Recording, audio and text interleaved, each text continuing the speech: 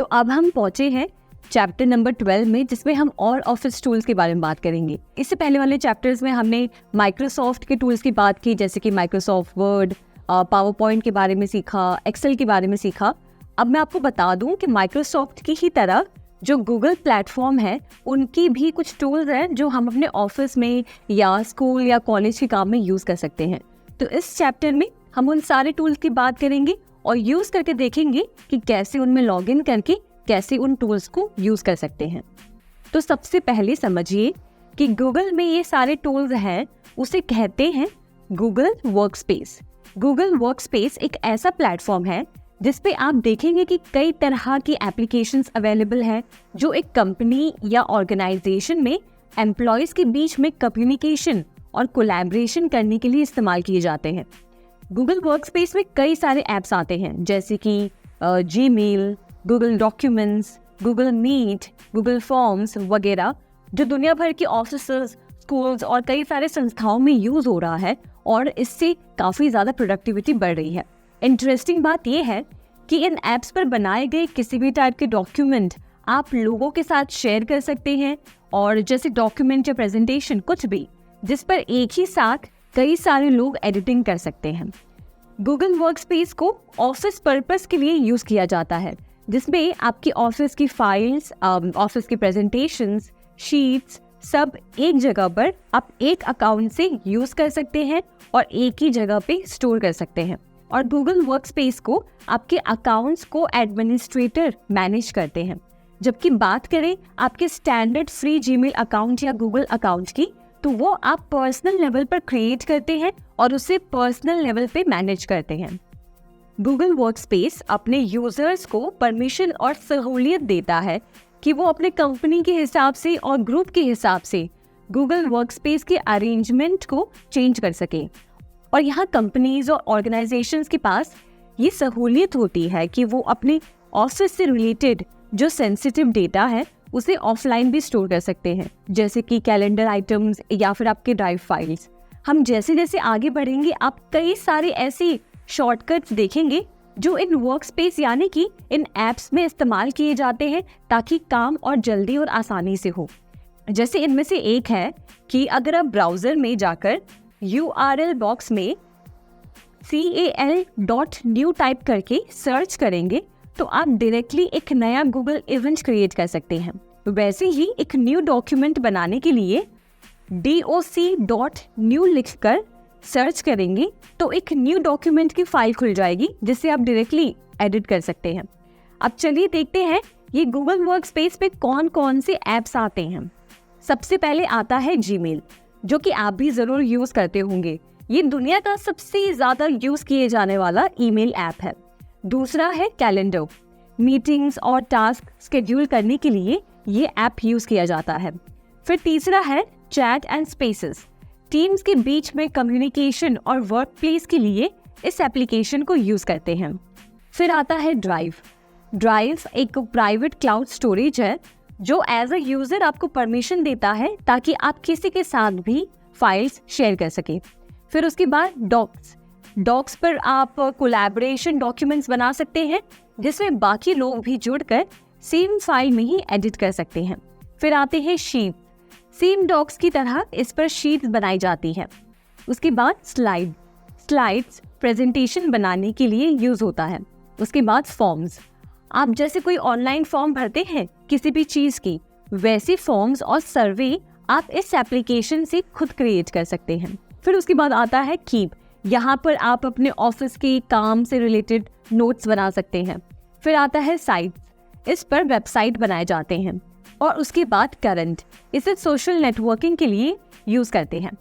तो चलिए सबसे पहले सबसे ज़्यादा यूज़ होने वाले ऐप के बारे में जानते हैं, जो कि है गूगल डॉक्स। ये एक ऐसा वर्ड प्रोसेसर ऐप है जिस पर आप डॉक्यूमेंट्स बना सकते हैं।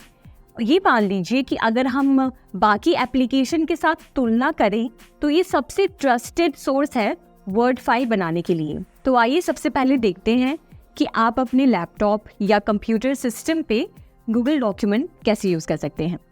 तो यहाँ पर मैंने मेरा गूगल अकाउंट जो है वो खोल लिया है और यहाँ पर आप अपने प्रोफाइल आइकन जो है उसके लेफ्ट साइड में देखेंगे तो ऐसे कुछ डॉट्स बने हुए हैं, ये इसे ऐप लॉन्चर कहते हैं। इस पर आप क्लिक करेंगे तो आपको सारे गूगल से रिलेटेड जो भी ऐप्स हैं यहाँ पर आपको दिखेंगे।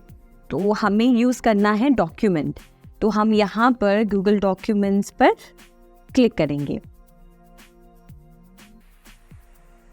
डबल क्लिक करके हमने गूगल डॉक्यूमेंट हमारे सामने ओपन हो गया है और यहाँ पे आप देखिए एक प्लस का साइन है और यहाँ पे नीचे लिखा भी हुआ है ब्लैंक डॉक्यूमेंट। तो एक नई फाइल बनाने के लिए हम इस पर क्लिक करेंगे। इस पर क्लिक किया और आप देखिए कि ये डॉक्यूमेंट फाइल आपके सामने खुल जाएगी। उसके बाद आप इसमें एडिटिंग कर सकते हैं। तो समझिए कि ये जो सारे टूल्स आप ऊपर देख रहे हैं, अंडू करने का सेटिंग, फिर प्रिंट करने का, ग्रामर चेक करने का, ये सारे जो भी टूल्स हैं आपको एडिटिंग में काम आएंगे। समझिए मैंने लिखा मेरी टॉपिक का हेडिंग और यहाँ पर इस टेक्स्ट को हाईलाइट करने के लिए या कुछ भी एडिट करने के लिए आप ये सारे टूल्स यूज़ कर सकते हैं। जैसे कि यहाँ से आप टेक्स्ट को चेंज कर सकते हैं, टेक्स्ट के स्टाइल को। उसके बाद यहाँ से आप साइज़ को इंक्रीज़ कर सकते हैं। फिर यहाँ से देखिए इसे बोल्ड कर सकते हैं, इटैलिक कर सकते हैं, अंडरलाइन कर सकते हैं या फिर टेक्स्ट को कलर कर सकते हैं। फिर इसके साथ आप इसमें ऐसी क्विक कलर भी फिल कर सकते हैं। तो आप देख रहे हैं कि आप जैसा चाहे वैसा डॉक्यूमेंट इस पर बना सकते हैं और जैसे चाहे वैसी एडिटिंग कर सकते हैं। आगे आपको और ऑप्शंस दिखेंगे। देखिए जैसे यहाँ पर आप इस डॉक्यूमेंट के अंदर एक लिंक भी इंसर्ट कर सकते हैं, जिस पर अगर कोई इस डॉक्यूमेंट पर किसी लिंक को आपको जो है स्पेसिफाई करना है तो ये वो ऑप्शन है। फिर यहाँ पर आप जाकर एक इमेज भी ऐड कर सकते हैं। टेक्स्ट की अलाइनमेंट यहाँ से चेंज कर सकते हैं, सेंटर अलाइनमेंट, लेफ़्ट अलाइनमेंट, ये चारों ऑप्शंस हैं। फिर यहाँ पे लाइन और पैराग्राफ की स्पेसिंग की सेटिंग दी गई हुई है। यहाँ पे आप चेकलिस्ट बना सकते हैं। फिर इससे आप बुलेट पॉइंट्स क्रिएट कर सकते हैं, जिससे आप जो भी पॉइंट्स ऐड करेंगे वो बुलेट के रूप में डॉक्यूमेंट में प्लेस होगी। उसके बाद नंबरिंग कर सकते हैं, नंबरिंग का शॉर्टकट है। और इसके साथ जो है आप हर तरह से एकदम एडवांस लेवल एडिटिंग कर सकते हैं। और इसके साथ ऊपर आप यहाँ पे देखेंगे कि अगर समझिए आपको अपने पेज का जो है मार्जिन का जो सेटअप है वो पसंद नहीं आ रहा है, तो इससे चेंज करने के लिए आपके पास एक बहुत ही इजी सोल्यूशन है। यहाँ पर आप फाइल पर क्लिक करें सबसे पहले ऑप्शन पे और नीचे स्क्रॉल डाउन करें तो यहाँ पे देखिए एक पेज सेटअप का ऑप्शन है। इस पेज सेटअप को क्लिक करें और यहाँ देखिए ये पूरा जो सेटिंग है पेज के मार्जिन को चेंज करने का वो आपके सामने खुल जाएगा। तो यहाँ पर आप या तो पोर्ट्रेट या तो लैंडस्केप, इन दोनों ऑप्शंस में से सिलेक्ट करें। समझिए मैंने लैंडस्केप किया और यहाँ पर मार्जिन आप कितना चाहते हैं, कितने सेंटीमीटर्स का डिफरेंस हो, तो समझिए मैंने यहाँ पे टॉप में कर दिया 5 और बॉटम में कर दिया 5, इस तरीके से। और फिर पेपर साइज़ भी एडजस्ट कर सकते हैं, पेपर के कलर को भी चेंज कर सकते हैं। और फिर आप ओके दबाएंगे तो देखिए उस हिसाब से पेज की जो मार्जिन है और जो साइज़ है वो आपने ईज़िली चेंज कर दी। तो ऐसे ही आप देखिए कि जब आप इस डॉक्यूमेंट को यूज़ करना शुरू करेंगे अपने ऑफिस पर्पस के लिए या कोई भी काम के लिए, तो आप हर तरीके से डॉक्यूमेंट में एडिट कर सकते हैं।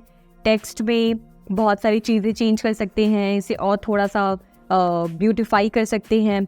इवन आप साइज़, स्ट्रक्चर, सब कुछ इस ऐप के द्वारा आप कर सकते हैं, एग्जैक्टली वैसे ही जैसे आप माइक्रोसॉफ्ट वर्ड में कर पाते थे। अब बढ़ते हैं हमारी अगली गूगल ऐप की तरफ, जिसका नाम है गूगल शीट्स।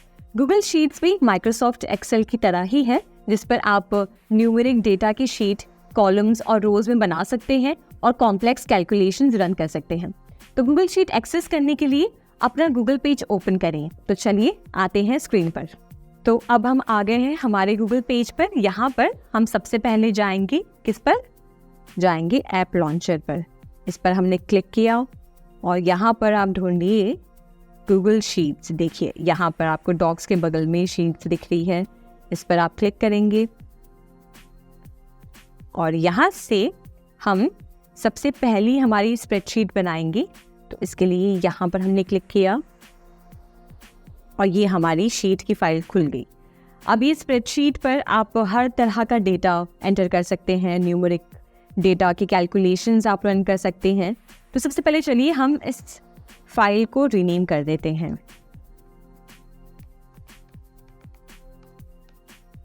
तो अब हमारा गूगल स्प्रेडशीट यहाँ पे खुल गया है। तो देखिए कि हमने हमारी फाइल को यहाँ पर रीनेम कर दिया है चैप्टर 1 से। आप चाहें तो उसे वापस रीनेम कर सकते हैं, कुछ भी।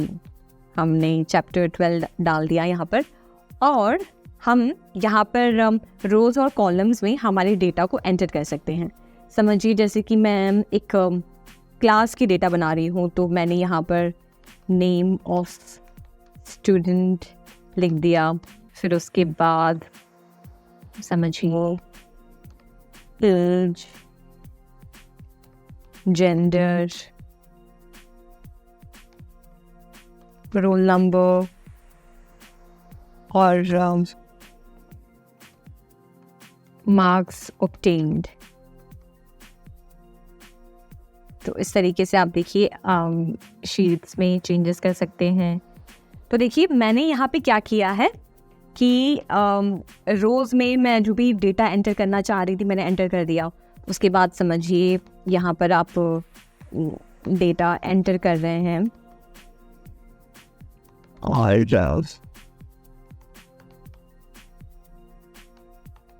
और यहाँ पर हमने डाल दिया सारा डेटा। समझिए यहाँ पर हम इसमें डेटा को एंटर करेंगी और उसके बाद आप ऐसे सारे डेटा को एक साथ एक जगह पर ऑर्गेनाइज कर सकते हैं। मैं ऐसे कर कर आपको जल्दी जल्दी दिखाने के लिए कोई भी डेटा अभी एंटर कर देती हूँ। उसके बाद समझिए हमने जो है इनके पार्ट्स एंटर किए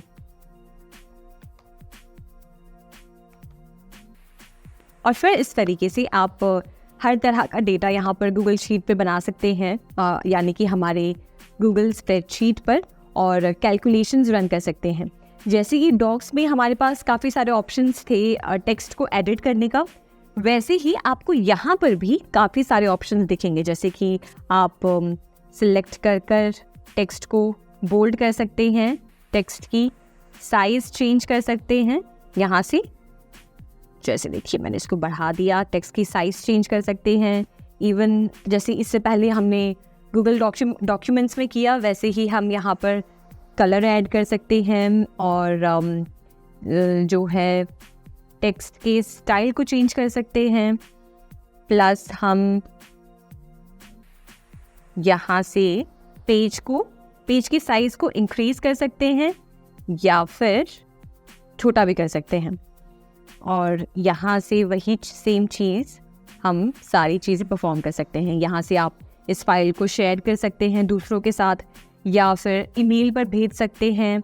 इस स्प्रेडशीट को डाउनलोड कर सकते हैं माइक्रोसॉफ्ट एक्सेल के फॉर्मेट में या फिर ओपन डॉक्यूमेंट में, या फिर इसकी एक PDF बना सकते हैं, रीनेम कर सकते हैं, कोई और किसी और फोल्डर में मूव कर सकते हैं, डिलीट कर सकते हैं। और इसमें जो आपने इससे पहले जो एडिटिंग की थी उन वर्जन्स को भी देख सकते हैं। तो यहाँ से ये सारे ऑप्शंस आपको मिल जाएंगे। और यहाँ से देखिए मैं आपको बताती हूँ कि इस फाइल को कैसे किसी के साथ भी आप शेयर कर सकते हैं। तो यहाँ देखिए शेयर का ऑप्शन है, इस पर मैंने क्लिक किया और यहाँ से मैं समझिए ये जो रिस्ट्रिक्टेड है ये बताता है कि कौन इस फाइल को एक्सेस कर सकता है। तो मुझे कोई प्रॉब्लम नहीं है कोई भी इस फाइल को ओपन करे, तो इसलिए मैंने एनीवन विद द लिंक कर दिया है और एज अ व्यूअर उनको रखा है यहाँ पर। और यहाँ से आप इस स्प्रेडशीट की लिंक कॉपी कर सकते हैं और फिर जिसे चाहे उसे शेयर कर सकते हैं। तो ये था एक आसान तरीका कि कैसे आप स्प्रेडशीट को यूज़ कर सकते हैं, और यूज़ करके ज़रूर देखिएगा। ये बहुत ही प्रोडक्टिव एक टूल है जो आपको हर तरह के ऑफिस के काम में इस्तेमाल आप कर सकते हैं। तो फिर आगे बढ़ते हैं हमारे अगले ऐप की तरफ। अब जैसे कि हमने शुरुआत में बात की थी कि आप गूगल वर्कस्पेस में गूगल फॉर्म्स क्रिएट कर सकते हैं, यानी कि आपने देखा होगा कोई भी सर्वे होता है या आप कोई ऑनलाइन सर्वे लेते हैं तो उसमें आपको एक फॉर्म फिलअप करना होता है जिसमें आप कुछ ऑप्शन सिलेक्ट करते हैं, फिर उस फॉर्म को सबमिट करते हैं। अब ये फॉर्म आप खुद से अपने गूगल अकाउंट पे बना सकते हैं। तो चलिए बताती हूँ कि कैसे आप इसे बना सकते हैं। तो आप अपने गूगल वर्कस्पेस पे जाएंगे, यहाँ पर मैंने अपना गूगल अकाउंट खोल दिया है और यहाँ पर हम वापस जाएंगे हमारे ऐप लॉन्चर पर। तो इस पे आप क्लिक करें, यहाँ पे नीचे आए ऐसे और देखें कि यहाँ पर फॉर्म्स का ऑप्शन है। इस फॉर्म के ऑप्शन को क्लिक करें। अब हमारे सामने हमारी गूगल फॉर्म्स की जो पेज है वो ओपन हो गई है और यहाँ से हम एक नया फॉर्म क्रिएट करेंगे ब्लैंक फॉर्म पर क्लिक करके। हाँ जी, अब ये फॉर्म ओपन हो गया है। अब यहाँ से आप फॉर्म को रीनेम करें। समझिए ये फॉर्म हम बना रहे हैं कोई हेल्थ सर्वे पे, ठीक है। तो यहाँ से मैंने फॉर्म को रीनेम कर दिया और फिर उसके बाद समझिए आपने कोई डिस्क्रिप्शन डाल दिया कि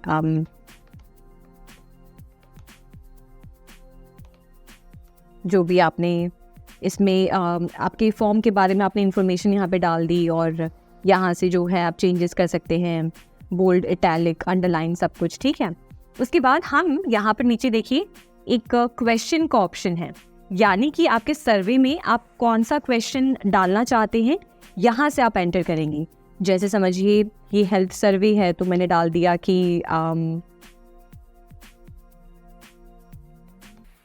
what time do you have your breakfast, ठीक है।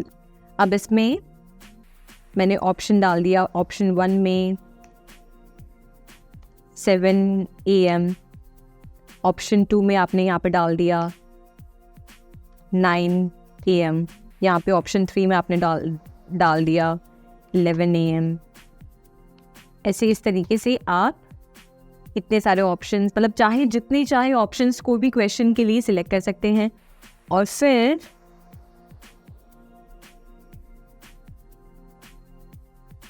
फिर यहाँ से आप इस क्वेश्चन को सेंड कर सकते हैं।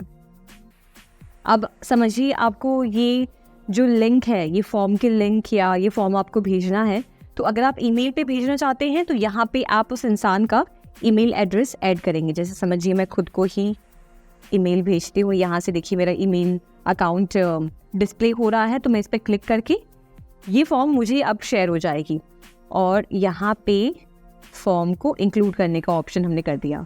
तो यहाँ से आप जो है इस पर क्लिक करेंगे, राइट साइड देखिए सेंड का ऑप्शन है, तो सेंड करेंगे, ये फाइल सेंड हो जाएगी, ये फॉर्म शेयर हो जाएगी उनके साथ। प्लस आप यहाँ से इस फॉर्म की लिंक को भी कॉपी कर सकते हैं। देखिए यहाँ पे कॉपी करने का ऑप्शन है, साथ ही ये URL जो ये लिंक है इसको शॉर्ट भी कर सकते हैं। समझिए अगर आपको ये लिंक बड़ी है पर आपको कोई दिक्कत नहीं है तो आप यही लिंक को कॉपी कर सकते हैं या तो आप यहाँ से इसको शॉर्ट भी कर सकते हैं। तो मैंने ये लिंक को कॉपी भी कर लिया, तो अब मैं चाहे व्हाट्सएप पे, फेसबुक पे, इंस्टाग्राम पे, जिसे चाहे उसे ये लिंक शेयर कर सकती हूँ और फिर हमने जो है ये फॉर्म को शेयर कर दिया है।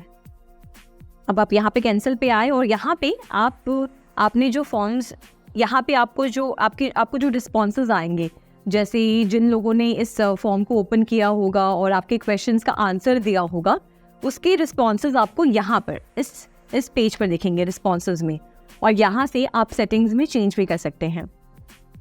जैसे देखिए सेटिंग्स में यहाँ पे है कि make this a quiz, assigned point values, set answers and automatically provide feedback. आप यहाँ से ये सेटिंग ऑन कर सकते हैं। उसके बाद रिस्पॉन्सेज में manage how responses are collected and protected. तो रिस्पॉन्सेज आप कैसे चाहते हैं, तो या तो आप उनका ईमेल एड्रेस कलेक्ट करना चाहते हैं तो यहाँ से वो ऑप्शन है। फिर आप चाहें तो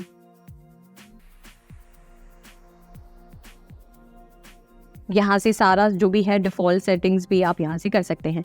तो ये रहा, हमने फॉर्म क्रिएट किया और अब जब चाहे जिसे चाहे उसे ये फॉर्म शेयर कर सकते हैं। अब आप अपने इस फॉर्म के आइकन पर क्लिक करेंगे तो आप देखेंगे कि हमने जो फॉर्म बनाया था वो यहाँ पर दिख रहा है, और आप जब चाहे इस फॉर्म में आकर इसे क्लिक कर कर एडिट कर सकते हैं और यहाँ से रिस्पॉन्सेस चेक कर सकते हैं। तो है ना काफ़ी कूल। अब हम हमारे अगली तरफ की गूगल ऐप की तरफ बढ़ते हैं जिसे कहते हैं गूगल ड्राइव। गूगल ड्राइव समझिए एक क्लाउड स्टोरेज है, एक ऑनलाइन प्लेटफॉर्म है जिस पे आप अपने फ़ोन का या आपके लैपटॉप या आपके कंप्यूटर सिस्टम का सारा डेटा इस ड्राइव पे अपलोड कर सकते हैं, और इस ड्राइव पे आपका सारा डेटा सेफ और सिक्योर रहता है। और सबसे कमाल की बात ये है कि गूगल ड्राइव पे आपने जो भी फाइल्स अपलोड की हैं उनको आप किसी के साथ भी शेयर कर सकते हैं, और वो जब चाहे तब उस फाइल को उस लिंक के थ्रू ओपन करके देख सकते हैं। तो अब बढ़ते हैं गूगल ड्राइव को यूज़ करने की तरफ। तो सबसे पहले मैंने देखिए यहाँ पर मेरा गूगल पेज ओपन है और हम यहाँ पर ऐप लॉन्चर पे जाएंगे। उसके बाद हम जाएंगे गूगल ड्राइव पर। ये हमारा गूगल ड्राइव ओपन हो गया है। आप जब ओपन करेंगे तो पेज कुछ ऐसा दिखेगा। यहाँ पर आपको बहुत सारे फोल्डर्स अगर आपने बनाए हैं तो यहाँ पर आपको फोल्डर्स की लिस्ट दिखेगी। और सबसे पहला सेटिंग हम देखते हैं कि इसमें हम क्या कर सकते हैं। तो यहाँ पर देखिए लेफ्ट साइड आपको एक प्लस का साइन दिख रहा है, इस पर आप क्लिक करें तो आपको कई सारे ऑप्शंस दिख रहे होंगे, new folder, file upload, folder upload, ये सारे ऑप्शंस। तो हम शुरू करते हैं एक नया फोल्डर बनाने से, ठीक है। तो मैंने समझिए फोल्डर पे क्लिक किया और मैं एक फोल्डर बना रही हूँ बर्थडे, ठीक है। इस नाम से हमने एक नया फोल्डर बनाया और क्रिएट पर जाकर ये फोल्डर बन गई है। यहाँ पर देखिए, यहाँ पर ऊपर आपको दिख रही है। अब समझिए कि मुझे इस फाइल में इस पर्टिकुलर फोल्डर में कुछ 2-3 ऐसे इमेजेस या 2-3 ऐसे वीडियोस हैं जो इसमें स्टोर करने हैं। तो उसके लिए क्या कर सकते हैं, यहाँ पर वापस हम न्यू पर जाएंगे और नीचे जो ऑप्शन है फाइल अपलोड, इस पे क्लिक करेंगे। और यहाँ देखिए आपके कंप्यूटर सिस्टम पे या फिर अगर आप इसको अपने फ़ोन पर खोल कर देख रहे हैं तो सारे आपके फ़ोन में जो फ़ोटोज़ हैं, वीडियोज़ हैं, ऑडियो फाइल्स हैं, डॉक्यूमेंट्स हैं, सारा आपको आपके सामने दिखेगा। मैं इसे लैपटॉप पे यूज़ कर रही हूँ तो मेरे लैपटॉप पे जो भी डेटा है यहाँ पे दिख रहा है, ठीक है। तो यहाँ पे समझिए मुझे ये वाली फ़ाइल अपलोड करनी है। तो मैंने यहाँ से एक बार इस पर टैप किया, इसे सिलेक्ट किया और फिर ओपन पे क्लिक किया। अब ओपन पे क्लिक कर रही हूँ तो फिर देखिए यहाँ पे ये फाइल यहाँ पर अपलोड हो गई है। अपलोड हो गई है मतलब यहाँ पे स्टोर हो गई है। अब समझिए मुझे इसको बर्थडे वाले फोल्डर में मूव करना है। तो इसके लिए मैं क्या कर सकती हूँ, यहाँ पर हम 3 डॉट पर गए और यहाँ पे नीचे ऑप्शंस में आइए और देखिए लिखा है ऑर्गेनाइज। ऑर्गेनाइज में जाकर आप मूव पे क्लिक करें और जैसे कि मुझे इसको बर्थडे में मूव करना है तो यहाँ पे बर्थडे का ऑप्शन दिया है और यहाँ पे मैंने कर दिया मूव। अब इससे क्या होगा कि जो मैंने मेरे डेटा में से जो फाइल अपलोड की थी वो मेरे बर्थडे वाले फोल्डर में स्टोर हो गई होगी। देखिए यहाँ पे इस फोल्डर में ये वीडियो यहाँ पर आ गई है। अब फॉर एग्जांपल समझिए मुझे एक पूरी फोल्डर भी अपलोड करनी है, ना कि बस एक फाइल या बस एक वीडियो या इमेज, पर मुझे पूरी फोल्डर अपलोड करनी है। तो उसका ऑप्शन भी आपको यहाँ पर देखिए मिलेगा पूरा फोल्डर अपलोड करने का। हम इस पर क्लिक करें तो ये पूरा फोल्डर है कैप्चर्स नाम से, यहाँ पर वो अपलोड हो जाएगी। यहाँ देखिए अपलोड हो गई है और यहाँ पर बर्थडे वाली फाइल में हमारा दोनों फाइल्स यहाँ पे अपलोडेड है। अब कुछ और सेटिंग्स चेक करते हैं, चलिए। तो अब हम बैक गए और यहाँ पर देखिए हर एक फोल्डर में आपको कुछ ना कुछ ऑप्शंस मिलेंगे, एक्स्ट्रा ऑप्शंस। जैसे कि बर्थडे वाले में हम अगर क्लिक करें तो इसमें ऑप्शन है कि आप इस फोल्डर को किसके साथ ओपन करना चाहते हैं, या समझिए आपको इस पूरे फोल्डर को अगर डाउनलोड करना है तो यहाँ से आप डाउनलोड कर सकते हैं। ठीक है, समझिए मैंने इसको डाउनलोड किया तो यहाँ से ये डाउनलोड हो रही है। समझिए मुझे यहाँ से इसे रीनेम करना है, यानी कि मुझे इसके नाम को चेंज करना है, तो मैं रीनेम भी कर सकती हूँ। जैसे मैंने बर्थडे से बर्थडे 1.0 कर दिया। ठीक है, तो यहाँ से मैंने फोल्डर की नाम भी चेंज कर दी। अब समझिए मुझे इसे किसी के साथ शेयर करना है, तो शेयर करने के लिए दो ऑप्शंस है। या तो मैं यहाँ पर जाकर उनका जो ईमेल एड्रेस है वो डाल सकती हूँ, जिससे ये फाइल उनके साथ शेयर हो जाएगी। और मैसेज भी लिख सकती हूँ कि हाय प्लीज़, जैसे कि मैसेज लिख सकती हूँ कि हाय प्लीज़ चेक दिस फोल्डर। ठीक है, और मैंने यहाँ से सेंड कर दिया। अब यहाँ देखिए एक ऑप्शन एक और है कि समझिए आप अगर चाहते हैं कि जिसे भी आप ये फोल्डर शेयर कर रहे हैं वो बस उसे देख पाए पर उसमें कुछ भी एडिट ना कर पाए, तो यहाँ से आपको ये ऑप्शन सेलेक्ट करना होगा व्यू करने का, कि जिसमें वो उसे बस देख पाएंगे पर कुछ कर नहीं पाएंगे, कोई ऑल्टरेशंस नहीं कर पाएंगे फोल्डर में। या आप चाहते हैं कि वो कुछ कमेंट्स ऐड करें तो आप ये क्लिक कर सकते हैं। या अगर आप उनको परमिशन देना चाहते हैं एडिट करने की तो वो भी आप यहाँ पे क्लिक करके उन्हें एक्सेस दे सकते हैं। और उसके बाद मैंने यहाँ से, अब ये जो नेहा है इनको ये फाइल रिसीव हो जाएगी अपनी ईमेल पर, और जब वो अपना जीमेल खोलकर देखेंगे तो उन्हें ये फाइल उस मेल में दिखेगी। ठीक है, तो वैसे ही दूसरा ऑप्शन क्या मैंने बताया था कि शेयर पे जाके एक तो हम शेयर कर सकते हैं, यानी कि उन्हें ये फाइल ईमेल पर भेज सकते हैं, या दूसरा ऑप्शन है कि आप इसकी लिंक कॉपी कर सकते हैं और इस लिंक को कहीं पे भी जाके पेस्ट कर सकते हैं। समझिए आप उनके साथ इंस्टाग्राम पे कनेक्टेड हैं या व्हाट्सएप पे भेजना चाहते हैं, तो वहाँ जाके आप बस इस लिंक को पेस्ट करिए, वो वहाँ पे उनके साथ शेयर हो जाएगी। अब इसमें और ऑप्शंस देखिए क्या मिलता है आपको फोल्डर में। ऑर्गेनाइज करने का, फोल्डर की इंफॉर्मेशन अगर आपको चाहिए कि डिटेल्स क्या हैं, तो इसमें आपको दिखेगा कि किसके पास इस फोल्डर का एक्सेस है, तो यहाँ पे उनके नाम दिख जाएंगे।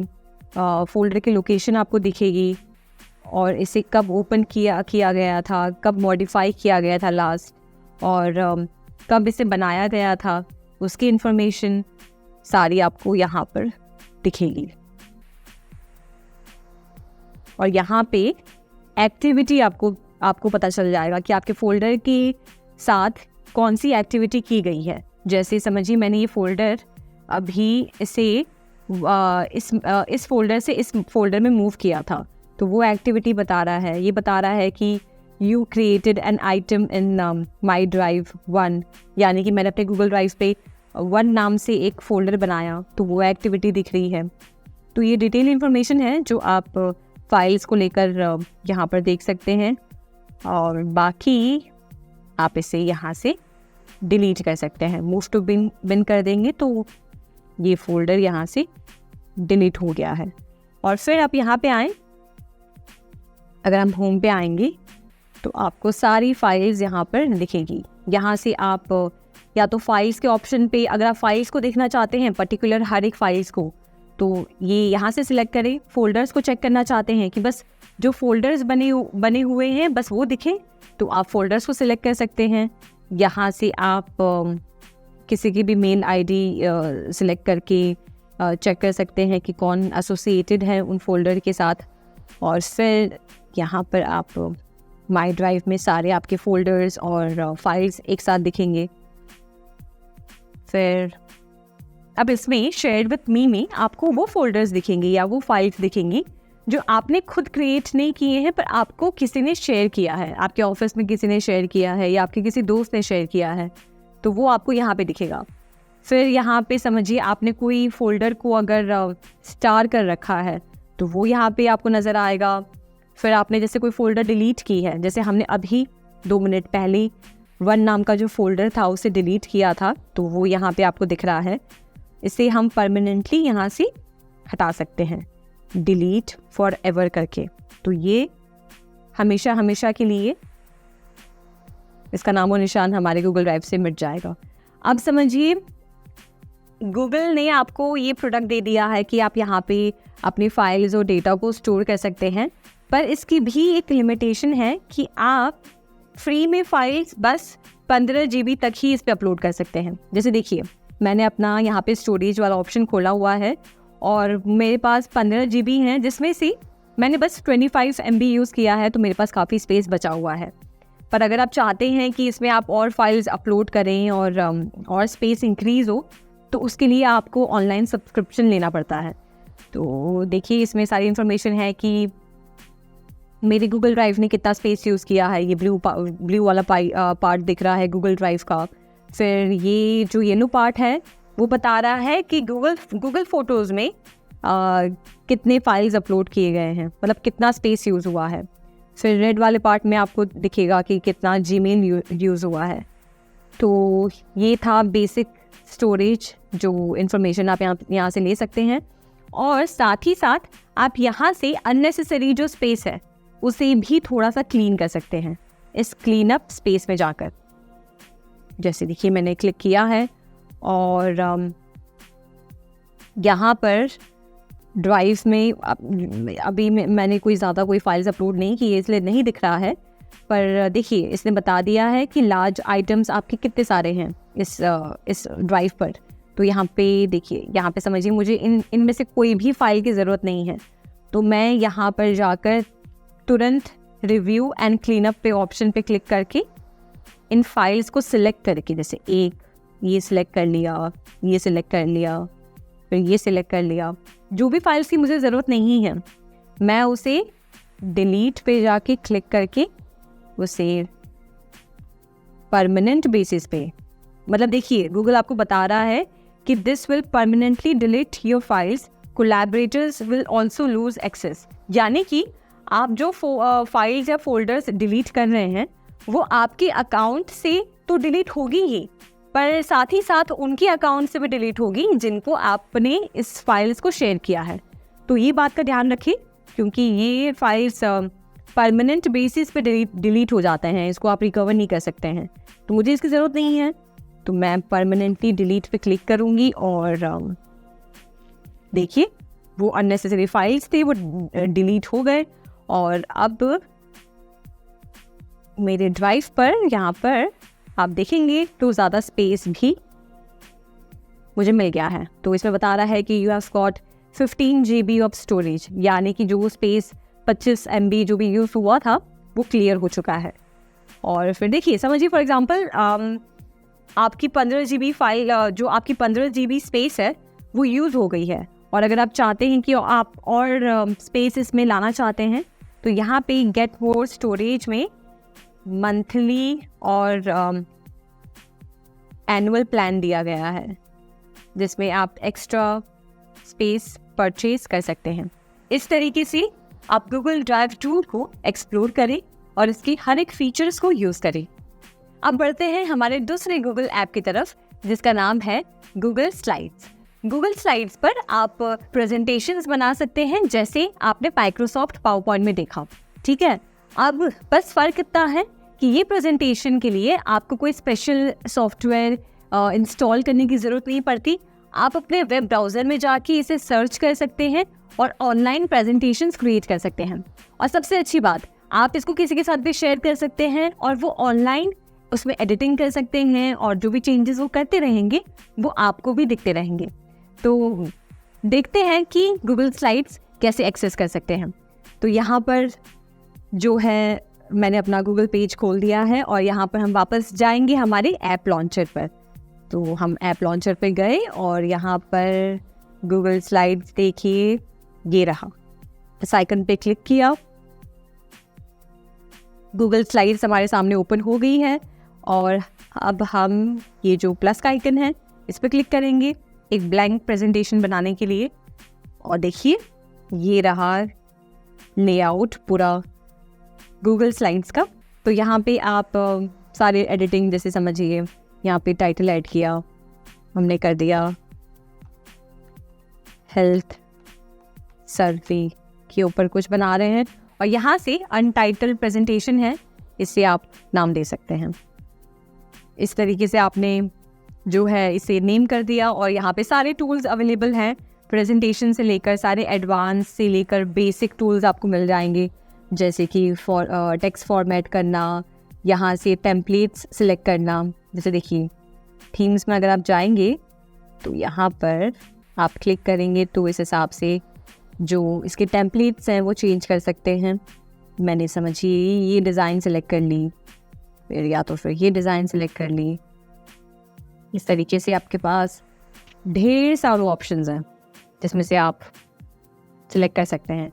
फिर आप चाहें तो इमेज ऐड कर सकते हैं, ठीक है, आप इमेज भी ऐड कर सकते हैं यहाँ से। ये सारे फॉर्मेटिंग टूल्स हैं और आप जैसे जैसे समझिए, मैंने यहाँ पर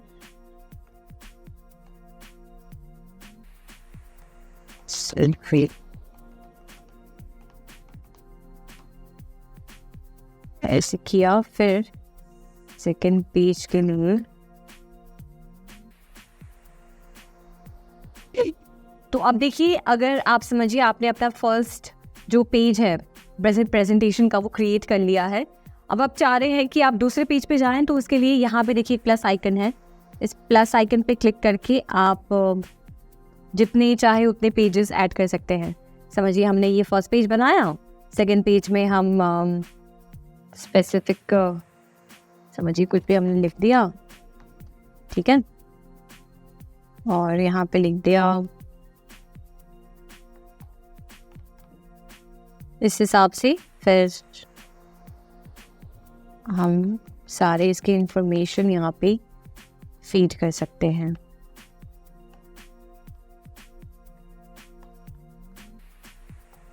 तो इस तरीके से देखिए जितने पेजेस आप चाहें उतने पेजेस आप बना सकते हैं। इसके डिज़ाइन जब चाहे तब चेंज कर सकते हैं, सारा टेक्स्ट ऐड करने के बाद भी। और हाँ जी, इतना इजी है एक प्रेजेंटेशन बनाना, तो ज़रूर ट्राई करिएगा। अब आगे बढ़ते हैं हमारे अगले गूगल ऐप की तरफ, जिसका नाम है गूगल कीप। अब इस प्लेटफॉर्म पे आप क्या कर सकते हैं, सिंपल नोट्स बना सकते हैं और उसे एडिट कर सकते हैं। तो चलिए देखते हैं कि इसे एक्सेस कैसे करते हैं।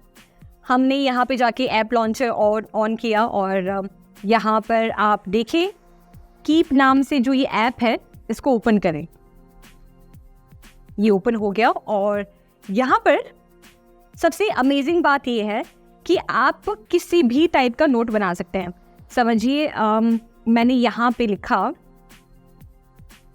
थिंग्स टू बाय, टाइटल बना दिया और नोट में मैंने पहला नोट बना दिया कि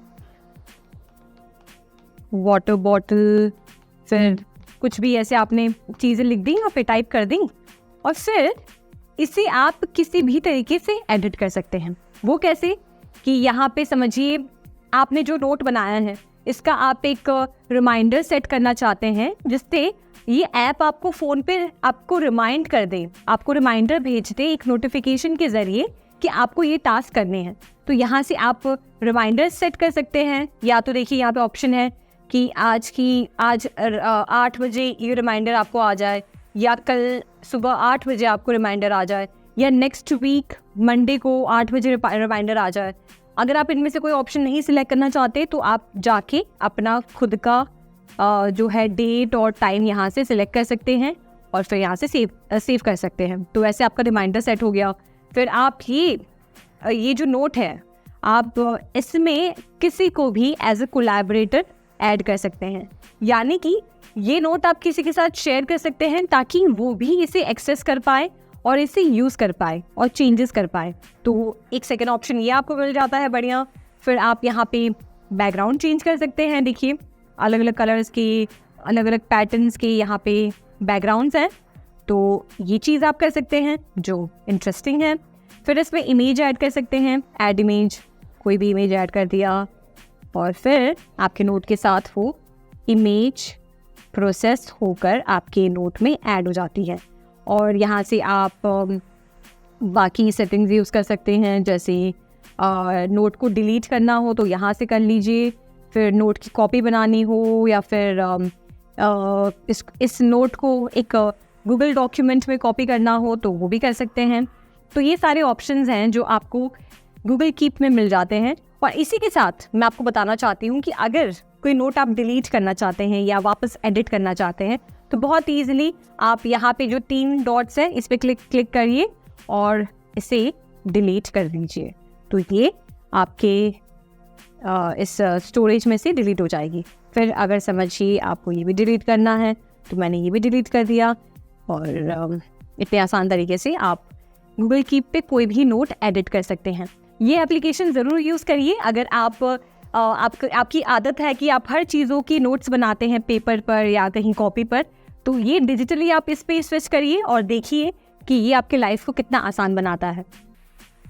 चलिए अब बढ़ते हैं हमारे अगले गूगल ऐप की तरफ, जिसका नाम है गूगल कैलेंडर। इसके बारे में आपने सुना होगा।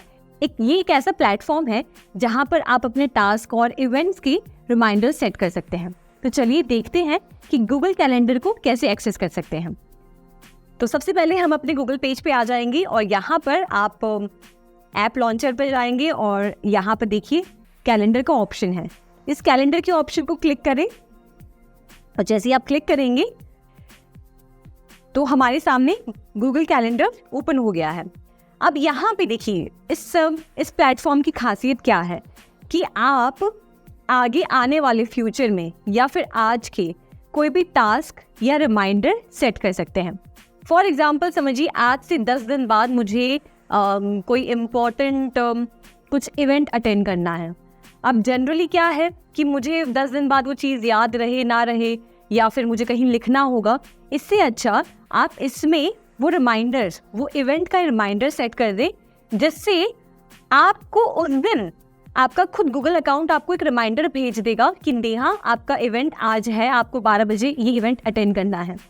तो इसके लिए हम क्या करेंगे, समझिए आप उस डेट को सिलेक्ट करें जहाँ पे आप रिमाइंडर या टास्क ऐड करना चाह रहे हैं। यहाँ पे समझिए मैंने 21 तारीख चुनी है जहाँ पे मैं रिमाइंडर ऐड करना चाहती हूँ। मैंने इसे क्लिक किया और यहाँ पे इवेंट के ऑप्शन में मैंने यहाँ पे डाल दिया इम्पॉर्टेंट फंक्शन। ठीक है, अब ये रिमाइंडर का टेक्स्ट है और संडे का दिन है। यहाँ पे मैंने टाइम ऐड कर दिया, 5:30 बजे। और फिर यहाँ पे एक ऐड गेस्ट नाम से एक ऑप्शन भी है, जिसमें आप क्या कर सकते हैं कि किसी भी इंसान को आप इसमें ऐड कर सकते हैं, अपने फ्रेंड्स को, अपने रिलेटिव्स को, या फिर ऑफिस में काम करने वाले आपके कलीग्स, उनकी ईमेल आईडी को मेंशन करके आप एक बार उन्हें ऐड करेंगे इसमें, तो उनके पास भी ये जो रिमाइंडर है उनके कैलेंडर में ऐड हो जाएगा, जिसकी वजह से वो भी एक रिमाइंडर रिसीव कर पाएंगे और फिर यहाँ जाके आप इसे सेव कर दें। देखिए ये पूछ रहा है कि would you like to send invitation emails to Google Calendar guest. तो यस, मैं इन्विटेशन ईमेल्स सेंड करना चाह रही हूँ, तो मैं यहाँ पे सेंड क्लिक करूँगी और फिर ये इवेंट जो 21 तारीख की है यहाँ पे सेट हो गई है और मुझे इस दिन रिमाइंडर आ जाएगा। आप समझिए कि मुझे उसी दिन कोई 2-3 ऐसे टास्क हैं जो मुझे करने हैं और मैं ना भूलूं, इसके लिए मैं यहाँ पे वो टास्क भी ऐड कर दूँगी। तो मैंने यहाँ पे डेट पे सिलेक्ट किया, इससे वापस ऐसे टाइप किया और यहाँ पे देखिए टास्क का ऑप्शन है। एक तो हो गया इवेंट का ऑप्शन और दूसरा हो गया टास्क का ऑप्शन। तो टास्क पे सिलेक्ट किया और यहाँ पे मैंने लिख दिया कार वॉश। मैंने कार वॉश का डाल दिया है, और यहाँ पे अगर मैं चाहूँ तो टाइम डाल सकती हूँ अपने हिसाब से। मैंने 9 AM डाल दिया और इसे सेव कर दिया। अब इसी तरीके से मैं उसी सेम डेट में बहुत सारे टास्क डाल सकती हूँ, जिससे कि आपको एक फ़ोन पर रिमाइंडर मिल जाता है। जैसे आपको नोटिफिकेशंस आते हैं कोई भी ऐप्स की, व्हाट्सएप की, वैसे ही गूगल कैलेंडर आपके फ़ोन पर ये सब नोटिफिकेशंस भेजेगा कि आपने आज के दिन ये सारे इवेंट्स या टास्क अपने गूगल कैलेंडर पे ऐड कर रखे थे। और इस तरीके से आप इस ऐप का, इस प्लेटफॉर्म का भरपूर फ़ायदा उठाइए, क्योंकि ये बहुत ईजिली आपके टास्क को पूरे मंथ के लिए अलाइन करने में हेल्प करता है। अब समझिए कि आपको कोई टास्क है जो आपको लग रहा है कि आपने गलत ऐड कर दिया है और आपको उसको एडिट करना है, तो वो बहुत आसानी से आप कर सकते हैं। जैसे मैंने यहाँ पे कार वॉश को सिलेक्ट किया, ठीक है, और मैंने यहाँ पे एडिट में जाके, एडिट टास्क में जाकर यहाँ पर मैंने कार वॉश को हटा के कुछ और टास्क ऐड कर दिया और इसे फिर सेव कर दिया। अब मुझे समझिए इसी टास्क की ज़रूरत नहीं है, तो मैं इसे वापस क्लिक करके इसे यहाँ से डिलीट भी कर सकती हूँ। अब ये टास्क डिलीट हो गया, तो इतनी आसानी से देखिए आप अपने पूरे महीने का जो है टास्क क्रिएट कर सकते हैं। अब समझिए आपको लग रहा है कि ये पूरे महीने का एक साथ मतलब थोड़ा सा बहुत ही ज़्यादा मैसी लग रहा है, कैसे करें ऑर्गेनाइज, समझ नहीं आ रहा। तो एक इसका बहुत ही सिंपल और एक बहुत ही सही कन्वीनियंट ऑप्शन है कि यहाँ पर एकदम ऊपर आपको एक ड्रॉप डाउन मेन्यू मिलेगी, जिसमें आप सिलेक्ट करेंगे। तो देखिए यहाँ पे डे के हिसाब से ऑर्गेनाइज करना है अगर आपको कैलेंडर को, कि ये 21 तारीख का आ गया तो 21 तारीख के हिसाब से 8 AM, 9 AM, 10 AM सारा हर घंटे का आप इसमें जो है हिसाब लिख सकते हैं। उसके बाद डे नहीं रखना है तो फिर आप वीकली क्या कर सकते हैं, आपके सामने ये पूरा वीक का लेआउट आपके सामने दिख रहा है। ओके, अब इसके बाद समझिए वीक भी नहीं करना तो मंथ का ऑप्शन भी है, मंथ भी नहीं ईयर का चाहिए तो ईयर का ऑप्शन भी है। इस तरीके से आप सारे ऑप्शंस के बीच में स्विच कर सकते हैं, या फिर 4 दिन का ऑप्शन। तो ये हो गया हमारे टास्क को ऑर्गेनाइज करने का। और फिर हम वापस आते हैं डेज पर।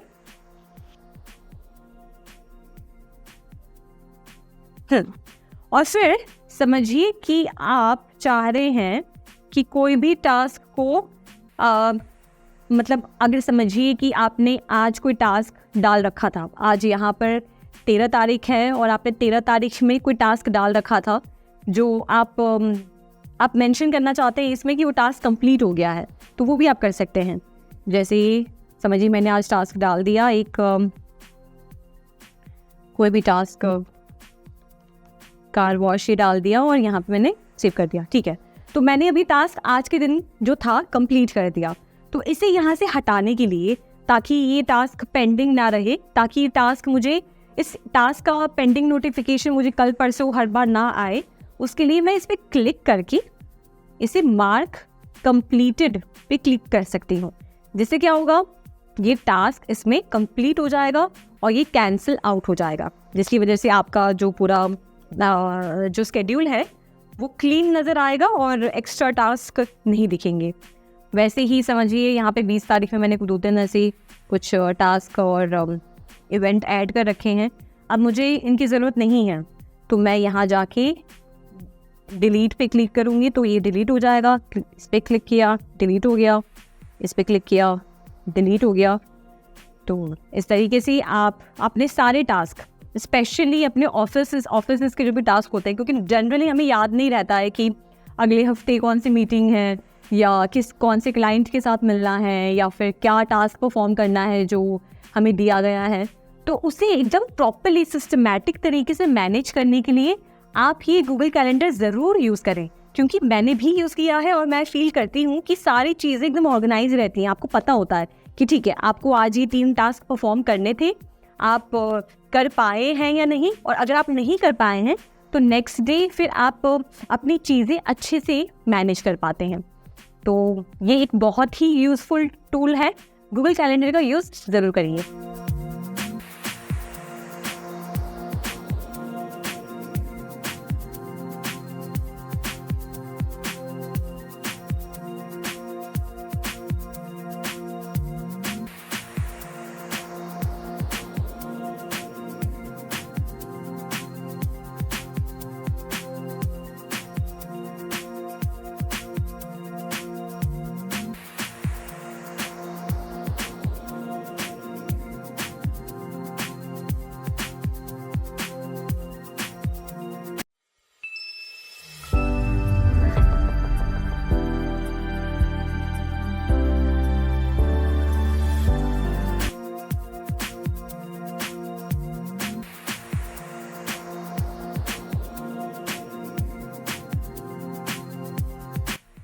ओपन सोर्स एक टर्म है जो open source office productivity software को डेमोन्स्ट्रेट करने के लिए इस्तेमाल होता है। ओपन सोर्स ऑफिस सॉफ्टवेयर वो एप्लीकेशंस हैं जो प्रोप्राइटरी ऑफिस सॉफ्टवेयर के जैसे होते हैं, जैसे कि आपका Microsoft word processing, spreadsheets, databases, graphics और प्रेजेंटेशन सॉफ्टवेयर्स। लिब्रा एक fully featured office productivity suit है जो मुफ्त में उपलब्ध है। इसकी मुख्य फाइल फॉर्मेट है ओपन डॉक्यूमेंट फॉर्मेट, जो एक ओपन स्टैंडर्ड फॉर्मेट है जिसे वर्ल्ड वाइड एक्सेप्ट किया गया है और इसका इस्तेमाल फाइल्स को पब्लिश और डॉक्यूमेंट करने के लिए किया जाता है। राइटर एक फीचर रिच टूल है जो इस्तेमाल किया जा सकता है लेटर्स और बुक्स, रिपोर्ट्स, न्यूज़लेटर्स, ब्राउशर्स और अन्य डॉक्यूमेंट्स बनाने के लिए। एक यूज़र ग्राफिक्स और ऑब्जेक्ट्स को राइटर डॉक्यूमेंट में इंसर्ट कर सकता है। राइटर फाइल्स को HTML, XHTML, XML, Adobe PDF आदि डॉक्यूमेंट्स में एक्सपोर्ट कर सकते हैं। इसका ईमेल क्लाइंट से भी कनेक्शन होता है। फिर वहीं कैल्क एक स्प्रेडशीट प्रोग्राम है जो लिब्रा ऑफिस सूट का एक हिस्सा है। इसका इस्तेमाल न्यूमेरिकल डेटा को ऑर्गेनाइज, एनालाइज और प्रेजेंट करने के लिए किया जाता है। ये किसी भी तरह के न्यूमेरिक कैलकुलेशंस, ग्राफ्स और डेटा एनालिसिस के लिए उपयोगी है। ये है कुछ मुख्य फीचर्स जो कैल्क में हैं। सबसे पहला फीचर है सेल्स एंड फॉर्मूलाज। स्प्रेडशीट की हर बॉक्स को सेल कहते हैं। हर सेल में आप न्यूमेरिक डेटा, टेक्स्ट या फॉर्मूलाज डाल सकते हैं। फॉर्मूलाज के इस्तेमाल से आप कैलकुलेशंस कर सकते हैं, जैसे कि addition, subtraction, multiplication, division etcetera. दूसरा फीचर है फंक्शंस। कैल्क में आप कई प्रकार के बिल्ट इन फंक्शंस होते हैं जिन्हें आप अपने कैलकुलेशंस में इस्तेमाल कर सकते हैं। ये functions statistics, financial calculations, date and time functions और भी कई चीज़ें शामिल करते हैं। तीसरा फीचर है चार्ट्स एंड ग्राफ्स। कैल्क आपको चार्ट्स और ग्राफ्स बनाने की सुविधा देता है, जिससे आप अपने डेटा को विजुअली प्रेजेंट कर सकते हैं। बार ग्राफ्स, पाई चार्ट्स और लाइन चार्ट्स जैसे ऑप्शंस इसमें अवेलेबल होते हैं। चौथा फीचर है डेटा सॉर्टिंग एंड फिल्टरिंग। आप अपने डेटा को सॉर्ट और फिल्टर करके ऑर्गेनाइज कर सकते हैं, जिससे आप स्पेसिफिक क्राइटेरिया के मुताबिक डेटा को देख सकें। पांचवा फीचर है इंपोर्ट एंड एक्सपोर्ट। कैल्क में फाइल्स को दूसरे फॉर्मेट्स में एक्सपोर्ट या फिर इंपोर्ट किया जा सकता है, जैसे कि माइक्रोसॉफ्ट एक्सेल, PDFs, CSV और दूसरे स्प्रेडशीट फॉर्मेट्स। ओवरऑल कैल्क एक पावरफुल स्प्रेडशीट टूल है जो यूजर्स को डेटा एनालिसिस और न्यूमेरिक कैलकुलेशंस में हेल्प करता है। इम्प्रेस में सभी बेसिक प्रेजेंटेशन टूल्स होते हैं, जैसे कि स्पेशल इफेक्ट्स, एनिमेशन और ड्राइंग टूल्स। ये लिब्रा ऑफिस के ड्रॉ और मैथ कंपोनेंट्स को एडवांस ग्राफिक्स कैपेबिलिटी के साथ इंटीग्रेट करता है। ड्रॉ एक वेक्टर ड्राइंग टूल है जो फ्लो चार्ट्स या डायग्राम से 3D आर्टवर्क बना सकता है। ड्रॉ दूसरे सिंपल फॉर्मेट से ग्राफिक्स इंपोर्ट कर सकते हैं और इन्हें PNG, GIF, JPEG, BMP, TIFF etcetera जैसे अलग अलग फॉर्मेट्स में सेव भी कर सकते हैं। ये डेटाबेस के लिए टूल्स उपलब्ध कराता है। इसमें forms, reports, queries, tables, view और रिलेशन को क्रिएट या एडिट करने की सुविधा होती है। इसलिए ये किसी भी प्रसिद्ध डेटाबेस एप्लीकेशन की तरह रिलेशनल डेटाबेस को भी मैनेज कर सकता है। मैथ एक लिब्रा ऑफिस फॉर्मूला या इक्वेशन एडिटर है।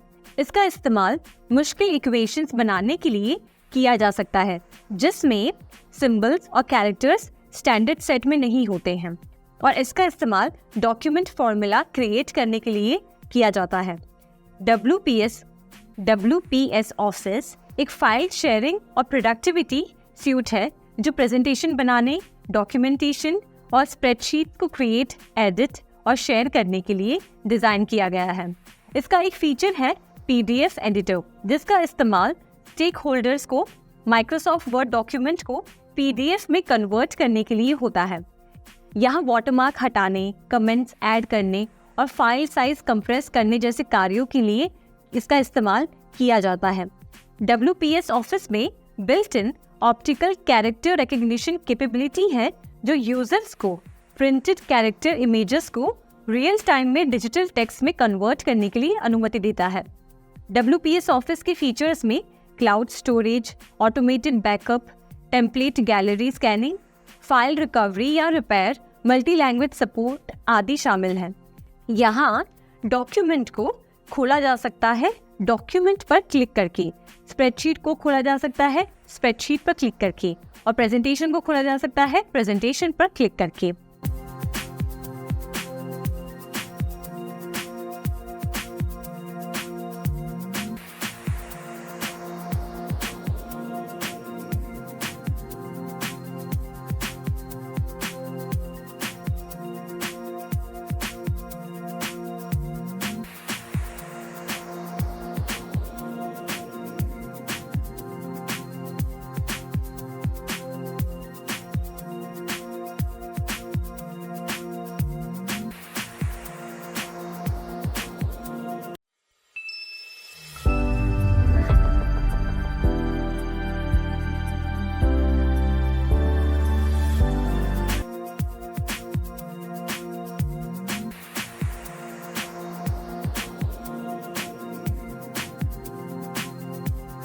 Zoom एक real time video conferencing application है जो आप आसानी से यूज कर सकते हैं ऑनलाइन मीटिंग्स अटेंड करने के लिए या फिर क्रिएट करने के लिए।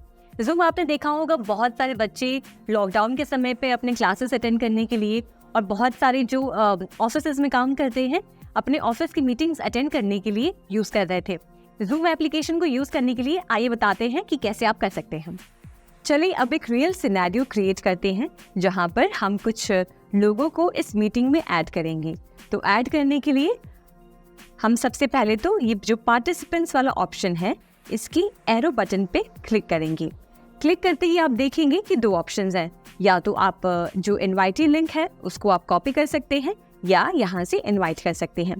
तो यहाँ हम लिंक कॉपी कर लेते हैं। अब इस लिंक को जहाँ पे भी आप शेयर करना चाहते हैं, व्हाट्सएप पर या ईमेल पर, आप उनके साथ शेयर करें। अब जिसके साथ भी आप ये लिंक शेयर करेंगे उन्हें कहें कि अगर उनके फ़ोन में या उनके सिस्टम में Zoom एप्लीकेशन पहले से ही इंस्टॉल्ड है तो वो इस लिंक पे क्लिक करते ही डायरेक्टली मीटिंग को ज्वाइन कर सकते हैं। अगर उनके फ़ोन या सिस्टम में Zoom एप्लीकेशन नहीं है तो सबसे पहले वो इंस्टॉल करें। इंस्टॉल करने के बाद जब वो इस लिंक को क्लिक करेंगे तो वो डायरेक्टली मीटिंग को ज्वाइन कर पाएंगे। अब हम वेट करते हैं क्योंकि मैंने लिंक शेयर कर दिया है, और हम वेट करते हैं कि कब वो ज्वाइन करते हैं। अब आप देख सकते हैं कि जिनके साथ मैंने ये मीटिंग लिंक शेयर की थी उन्होंने मीटिंग ज्वाइन कर ली है। आप यहाँ पे देखेंगे कि एक तरफ आपको मेरी वीडियो नज़र आ रही होगी, यानी कि मैं होस्ट हूँ और आप मुझे देख पा रहे हैं। उसी के साथ साथ आपको जो बाकी दो बॉक्सेस नज़र आ रहे हैं और जिन पर नाम लिखा हुआ है, ये वो बाकी दो मेंबर्स हैं जिनको मैंने मीटिंग में ज्वाइन किया है। तो अभी इनका कैमरा ऑफ है, इस वजह से आप उनको नहीं देख पा रहे हैं। अगर उनका कैमरा ऑन होता तो आप भी मेरी तरह उन्हें देख पाते।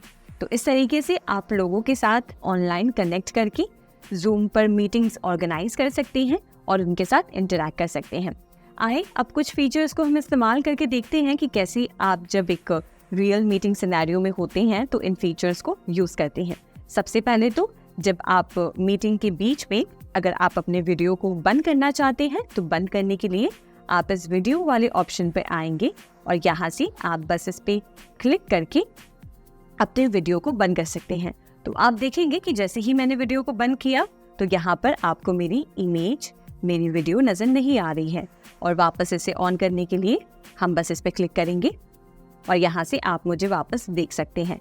तो ऐसे आप मीटिंग के बीच में जब भी अपना कैमरा बंद करना चाहते हैं या उसको ओपन करना चाहते हैं तो आप आसानी से कर सकते हैं। साथ ही साथ उसके बगल में आप देखेंगे एक ऑडियो का ऑप्शन है।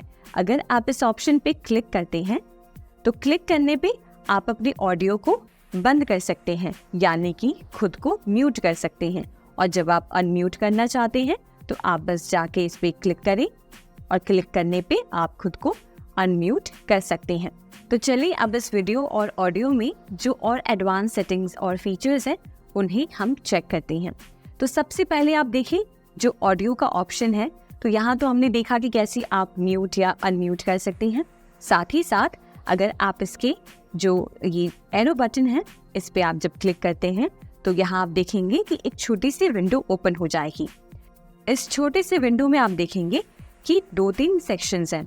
सबसे पहले वाले सेक्शन में ऑप्शन है माइक्रोफोन सिलेक्ट करने का, यानी कि मीटिंग को आप कौन से माइक्रोफोन के साथ अटेंड करना चाहते हैं वो आप सिलेक्ट करेंगे। तो यहाँ पर आप जिस भी माइक्रोफोन को यूज़ करना चाहते हैं वो आप सिलेक्ट करेंगे। उसके बाद जो दूसरा सेक्शन है वो है सिलेक्ट अ स्पीकर का, यानी कि आप कौन सी स्पीकर में मीटिंग को सुनना चाहते हैं, यानी कि आपके टीम मेंबर्स जो प्रेजेंट कर रहे हैं, जो बोल रहे हैं, उसके लिए आपके अगर 2-3 स्पीकर्स हैं जो आपने कनेक्ट कर रखे हैं या इंटरनली आप यूज़ कर रहे हैं, उन स्पीकर्स को आप यहाँ से सिलेक्ट कर सकते हैं। अब इसके बाद आप इसमें ऑप्शन देखेंगे अपने स्पीकर और माइक्रोफोन को टेस्ट करने का, यानी कि अगर आप इस ऑप्शन पे क्लिक करते हैं तो आपका स्पीकर कैसे परफॉर्म कर रहा है या आपका माइक्रोफोन कैसे परफॉर्म कर रहा है वो आप चेक कर सकते हैं। तो यहाँ क्लिक करने पे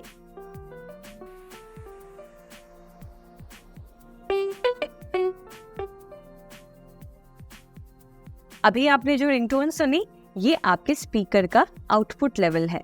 इसी की तरह अगर आप माइक्रोफोन को टेस्ट करना चाहते हैं कि क्या आपका माइक्रोफोन सही से काम कर रहा है, तो आप वापस इस पे जाएं और वापस क्लिक करें टेस्ट स्पीकर एंड माइक्रोफोन, और यहाँ से आप माइक्रोफोन को टेस्ट कर सकते हैं आपने अभी मेरी आवाज़ सुनी वो माइक्रोफोन की आउटपुट लेवल बता रही थी, और अभी जो आपने देखा यहाँ पर हमने माइक्रोफोन की आउटपुट लेवल को टेस्ट किया, यानी कि जो आप बोल रहे हैं वो आपका माइक्रोफोन कितने अच्छे से कैप्चर कर पा रहा है वो आप सुन सकते हैं।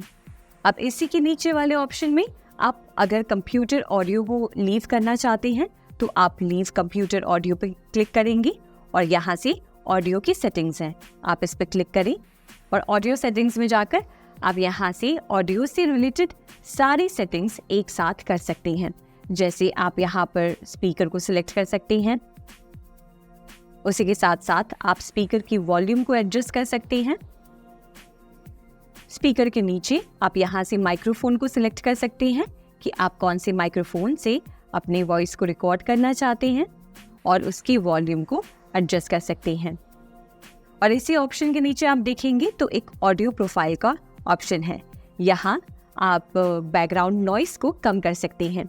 तो अगर आप बैकग्राउंड नॉइस रिमूवल यूज़ करना चाहते हैं तो उसे आप सिलेक्ट कर सकते हैं और आप इसको ऑटो पे, लो पे, मीडियम पे या हाई पे सेट कर सकते हैं। और उसी के साथ अगर आप कोई पर्सनलाइज्ड ऑडियो आइसोलेशन चाहते हैं तो वो आप यहाँ से सिलेक्ट कर सकते हैं। यहाँ पर ओरिजिनल साउंड फॉर म्यूजिशियंस वो आप सिलेक्ट कर सकते हैं और यहाँ पर और सेटिंग्स हैं, जैसे कि यहाँ से आप रिंगटोन की वॉल्यूम एडजस्ट कर सकते हैं और रिंगटोन में आप कौन सी वॉइस को सुनना चाहते हैं वो आप यहाँ से सिलेक्ट कर सकते हैं। साथ ही साथ अगर आप चाहते हैं कि ऑटोमेटिकली आप ऑडियो के साथ ज्वाइन हो जाएं जब आप आप किसी भी मीटिंग को ज्वाइन करते हैं जूम पर, तो आप इस ऑप्शन को सिलेक्ट कर सकते हैं। अगर आप चाहते हैं कि माइक्रोफोन म्यूट रहे जब आप ज्वाइन करते हैं तो आप इस ऑप्शन को सिलेक्ट करें और जैसे थोड़ा आप नीचे स्क्रॉल करेंगे तो आप देखेंगे कि ये रिंगटोन्स का सेक्शन है। रिंगटोन्स में जब कोई मीटिंग के लिए आपको कॉल करता है तो अगर आप उसके रिंगटोन वॉल्यूम को एडजस्ट करना चाहते हैं तो यहाँ से आप उसको कम कर सकते हैं या बढ़ा सकते हैं। साथ ही साथ अगर आप रिंगटोन के साउंड को चेंज करना चाहते हैं तो आप इस वाले ऑप्शन में आ जाएं, इसके ड्रॉप डाउन मेन्यू पे सिलेक्ट करें और साउंड्स को सुनें।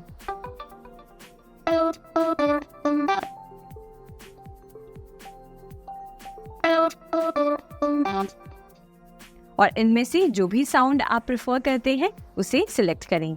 अब नीचे की तरफ आप देखेंगे तो और भी कोई सेटिंग्स हैं, जैसे कि सबसे पहले है कि अगर आप किसी मीटिंग को ज्वाइन करते समय ऑटोमेटिकली अपने ऑडियो के साथ ज्वाइन करना चाहते हैं तो आप इस चेक बॉक्स पर क्लिक करें और इसी के साथ अगर आप ज्वाइन करते समय अपने माइक्रोफोन को म्यूट पे रखना चाहते हैं तो आप इस चेक बॉक्स पे क्लिक करेंगे।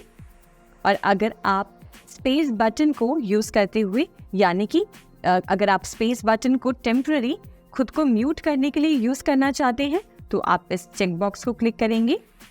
और साथ ही साथ अगर आप अपने हेडसेट में जो बटन्स हैं उनको सिंक करना चाहते हैं तो आप इस लास्ट वाले चेक बॉक्स पे क्लिक करेंगे। तो ये हमने देख लिया कि ऑडियो सेटिंग्स में क्या क्या ऑप्शंस हैं। अब आगे बढ़ते हैं और देखते हैं वीडियो सेक्शन को।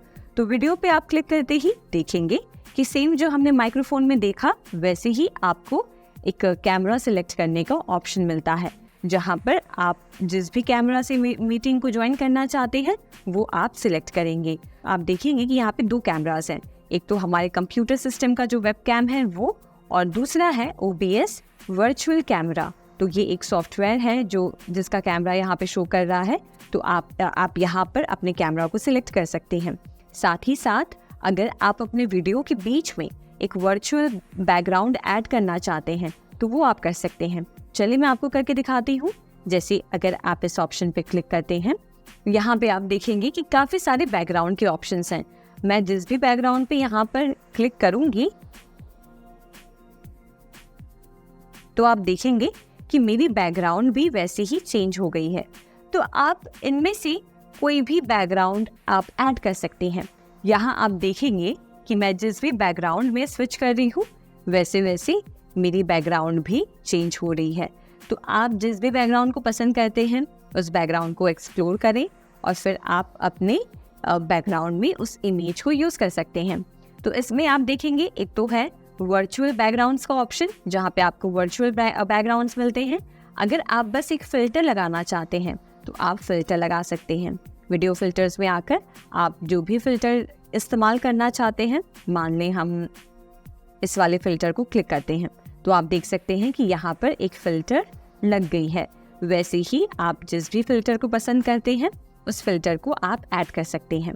जैसे आप देख सकते हैं कि बैकग्राउंड में पीछे की तरफ आपका जो है इमेज ऐड होता है, पर फिल्टर में आपकी जो वीडियो है उसके ऊपर एक फ़िल्टर अप्लाई होता है। जैसे माने कि अगर हम इनमें से कोई और फ़िल्टर ट्राई करते हैं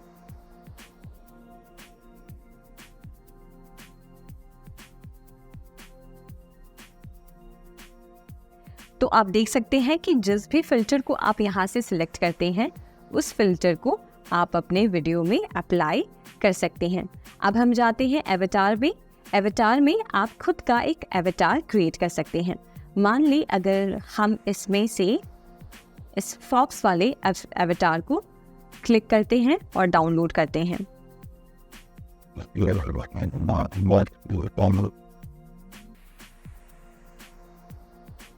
और अब आप देखेंगे कि आपकी जो वीडियो है वो आपका जो फेस है वो अब एक एवेटार में चेंज हो गया होगा, और यहाँ से आप जो भी बोलते हैं, एक्शंस परफॉर्म करते हैं वो इस एवेटार के रूप में नज़र आती है। तो इस तरीके से काफ़ी इंटरेस्टिंग टूल्स आप इस्तेमाल कर सकते हैं जब आप एक वीडियो मीटिंग में हैं और आप जब अपने मीटिंग को होस्ट कर रहे हैं। अब चलें जो बाकी बचे यहाँ पे वीडियो फीचर्स हैं वो हम देखते हैं। तो यहाँ हमने देख लिया कि कैसे आप एक वर्चुअल बैकग्राउंड चूज़ कर सकते हैं, और इसी के साथ जैसे हमने ऑडियो सेटिंग्स में देखा वैसे ही आप वीडियो सेटिंग्स में जब क्लिक करते हैं तो यहाँ से अपनी सारी सेटिंग्स को चेंज कर सकते हैं। तो सबसे पहले तो आप यहाँ से कैमरा सिलेक्ट कर सकते हैं। उसके बाद अगर आप उस कैमरा की क्वालिटी ओरिजिनल रेशियो या फिर HD में करना चाहते हैं तो वो आप यहाँ से करें। उसके बाद माय वीडियो सेक्शन में आप आएंगे तो यहाँ आप देखेंगे कि सबसे पहले है mirror my video. Mirror my video का यूज़ आप तब करेंगे, इस चेक बॉक्स को आप तब क्लिक करेंगे जब आप अपने वीडियो को किसी और डिस्प्ले पे मिरर कर रहे हैं, तो तब आप इसको सिलेक्ट करें। और इसके बाद अगर आप अपने अपीयरेंस को एक टचअप देना चाहते हैं तो वो आप इस चेक बॉक्स पे क्लिक करके कर सकते हैं। जैसे आप जब इस पे क्लिक करते हैं तो आप देखेंगे कि ये स्लाइडर बटन है। अगर आप इसको इंक्रीज करते हैं तो वीडियो में जो आपकी फेस है वो थोड़ी सी जो है सॉफ्ट हो जाती है और एक टचअप सा फील आता है। तो आप इसको यूज़ कर सकते हैं अपने मीटिंग्स को कंडक्ट करने के लिए। साथ ही साथ अगर आप लो लाइट को एडजस्ट करना चाहते हैं तो आप इस चेक बॉक्स पर क्लिक करें तो आप लो लाइट को एडजस्ट कर सकते हैं। आप ऑटो या उसको मैनुअल रख सकते हैं। साथ ही साथ अगर आप पोर्ट्रेट लाइटिंग करना चाहते हैं तो वो आप यहाँ से सिलेक्ट कर सकते हैं। और जैसे जैसे आप यहाँ वीडियो सेटिंग्स में स्क्रॉल करेंगे तो आप देख पाएंगे कि यहाँ से आप और एडवांस सेटिंग्स कर सकते हैं। तो इस तरीके से आप वीडियो की सेटिंग्स कर सकते हैं। और जब बारी आएगी आपकी मीटिंग को बंद करने की तब आप क्या कर सकते हैं, आप मीटिंग को बंद कर सकते हैं बस एक बटन को क्लिक करके।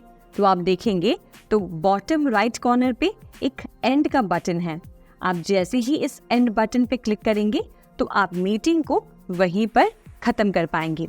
तो जैसे अगर हम इस पे क्लिक करते हैं और यहाँ पे आप देखेंगे 2 ऑप्शंस हैं, एंड मीटिंग फॉर ऑल और लीव मीटिंग।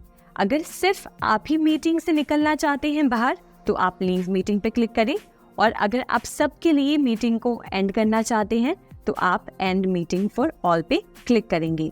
तो हम एंड मीटिंग फॉर ऑल पे क्लिक करेंगे और इस तरीके से आप मीटिंग को बंद कर सकते हैं। अब इसमें हम एक ऐसी एप्लीकेशन को यूज करना सीखेंगे जो कोविड के समय में बहुत ज्यादा यूज हुआ था, जिसका नाम है गूगल मीट। गूगल मीट आपकी ज़ूम मीटिंग की तरह ही है। ये ऑनलाइन मीटिंग्स कंडक्ट करने के लिए आपको एक प्लेटफॉर्म प्रोवाइड करता है। तो आइए देखते हैं कि गूगल मीट आप कैसे यूज कर सकते हैं और कैसी मीटिंग्स ऑर्गेनाइज कर सकते हैं और लोगों को अपने साथ वीडियो कॉल के लिए या ये कह लें कि वीडियो मीटिंग के लिए अपने साथ ज्वाइन कर सकते हैं। चलें अब एक रियल सिनेरियो से समझते हैं कि ये गूगल मीट काम कैसे करता है। मैं यहाँ पर अभी एक न्यू मीटिंग स्टार्ट करूँगी और अपनी टीम के साथ शेयर करूँगी। तो सबसे पहले हम क्लिक करेंगे न्यू मीटिंग पर। क्लिक करते ही आप पाएंगे कि 3 ऑप्शंस हैं। यहाँ से अगर आप मीटिंग कुछ देर बाद के लिए स्टार्ट करना चाहते हैं तो आप पहला ऑप्शन सिलेक्ट करेंगे। अगर आप एक इंस्टेंट मीटिंग स्टार्ट करना चाहते हैं तो आप इंस्टेंट मीटिंग शुरू करेंगे, और या फिर आप यहाँ से स्केड्यूल भी कर सकते हैं। तो हम यहाँ पर create a meeting for later पे क्लिक करते हैं। यहाँ से आप इस लिंक को कॉपी करके जिन्हें भी आप इस मीटिंग में जोड़ना चाहते हैं उन्हें शेयर करेंगे, और जैसे ही वो इस मीटिंग पे क्लिक करेंगे, इस लिंक पे क्लिक करेंगे, वो इस मीटिंग को ज्वाइन कर पाएंगे। अब यहाँ आप देख सकते हैं मैं मीटिंग शुरू करने जा रही हूँ। यहाँ पर पूछा गया है do you want people to see and hear you in the meeting, यानी कि आप जिनके साथ मीटिंग में जुड़ रहे हैं क्या आप चाहते हैं कि वो आपको देख सके और आपको सुन सके। तो हाँ, हम ये चाहते हैं, तो हम अलाउ पे क्लिक करेंगे। अगर आप अपने माइक्रोफोन और कैमरा को एक्सेस नहीं देना चाहते हैं तो आप नीचे दिए गए ऑप्शन को क्लिक कर सकते हैं। तो हम क्लिक करेंगे अलाउ माइक्रोफोन एंड कैमरा, और उसके बाद इस छोटी सी विंडो में आप देख सकते हैं कि क्या आप इस परमिशन को अभी के लिए अलाउ करना चाहते हैं, या फिर आप जब भी इस प्लेटफॉर्म को विजिट करेंगे तब के लिए आप हमेशा अलाउ करना चाहते हैं, या फिर आप नेवर अलाउ करना चाहते हैं। तो हम क्लिक करेंगे अलाउ दिस टाइम। तो यहाँ पर आप देख सकते हैं कि कुछ इस तरीके से मेरे पार्टिसिपेंट्स को मेरी स्क्रीन शो करेगी। तो अभी आप देख पा रहे हैं कि मेरी स्क्रीन शो कर रही है। अगर आप चाहें तो अपने कैमरा को यहाँ से ऑफ कर सकते हैं और अपने माइक को बंद कर सकते हैं, और आप जब चाहें तब इसे वापस टर्न ऑन कर सकते हैं। और उसके बाद आपको क्लिक करना है जॉइन नाउ। तो जैसे आप देख सकते हैं कि हमारी मीटिंग शुरू हो गई है। अब बारी आती है हमारे पार्टिसिपेंट्स को ऐड करने की और मीटिंग को शुरू करने की। तो जैसे ही आपकी टीम मेंबर्स आपके दिए गए लिंक पे क्लिक करते हैं और फिर वो जब गूगल मीट पे आते हैं तो आपको उन्हें परमिशन देना होता है कि वो मीटिंग के अंदर एंटर कर सकें। उसके लिए आप क्या करेंगे, आप यहाँ पे देखेंगे राइट में जो ये पार्टिसिपेंट्स का आइकन है, आप इस पर क्लिक करें और आप यहाँ से देख पाएंगे कि कितने लोगों ने आपके लिंक को क्लिक किया है और वो वेट कर रहे हैं कि कब आप उन्हें एडमिट करें। तो यहाँ एडमिट करने के लिए आप उनकी प्रोफाइल चेक करें। प्रोफाइल चेक करने के बाद अगर आप एडमिट ऑल करना चाहते हैं तो आप सबको एक साथ एडमिट कर सकते हैं, या फिर आप इंडिविजुअली एडमिट करना चाहते हैं तो वो आप एडमिट पे क्लिक करके कर सकते हैं, या फिर आप एडमिट ऑल पे क्लिक करें और एक साथ आप सारे पार्टिसिपेंट्स को ऐड कर पाएंगे। अगर आप डिनाई करना चाहते हैं, अगर आप जो पार्टिसिपेंट्स क्यू में हैं उन्हें ऐड नहीं करना चाहते हैं तो एक साथ आप डिनाई ऑल कर सकते हैं। तो यहाँ हम क्लिक कर रहे हैं एडमिट ऑल। यहाँ आप देख सकते हैं कि जो आपको नाम दिख रहे हैं ये 2 ये वो 2 टीम मेंबर्स हैं जिनके साथ मैंने लिंक शेयर की थी। उन्होंने वो लिंक पे क्लिक करके यहाँ पर मीटिंग ज्वाइन कर ली है। अब मैं यहाँ से मीटिंग को शुरू कर सकती हूँ। यहाँ अगर आप देखें तो एक तरफ आपको दिख रहा होगा कि मुझे मेरी स्क्रीन कैसे दिखाई दे रही है, यानी कि एक तरफ मैं दिख रही हूँ और बाकी जो टीम मेंबर्स हैं उनकी प्रोफाइल या उनकी जो वीडियो या जो उनकी इमेज है वो मुझे नज़र आएगी। और वही स्क्रीन पर दूसरी तरफ आप देख सकते हैं कि जो टीम मेंबर है जिन्होंने मेरी मीटिंग को ज्वाइन किया है उनकी स्क्रीन पर मैं कैसे दिखाई दे रही हूँ। तो इस तरीके से आप वर्चुअली मीटिंग्स अटेंड कर सकते हैं, मीटिंग्स को क्रिएट कर सकते हैं गूगल मीट पर। अब चलें कुछ फीचर्स को इस्तेमाल करके हम देखते हैं कि कैसे ये जो है रियल सिनेरियो में काम करते हैं। तो सबसे पहले आप देखेंगे एक माइक का बटन है।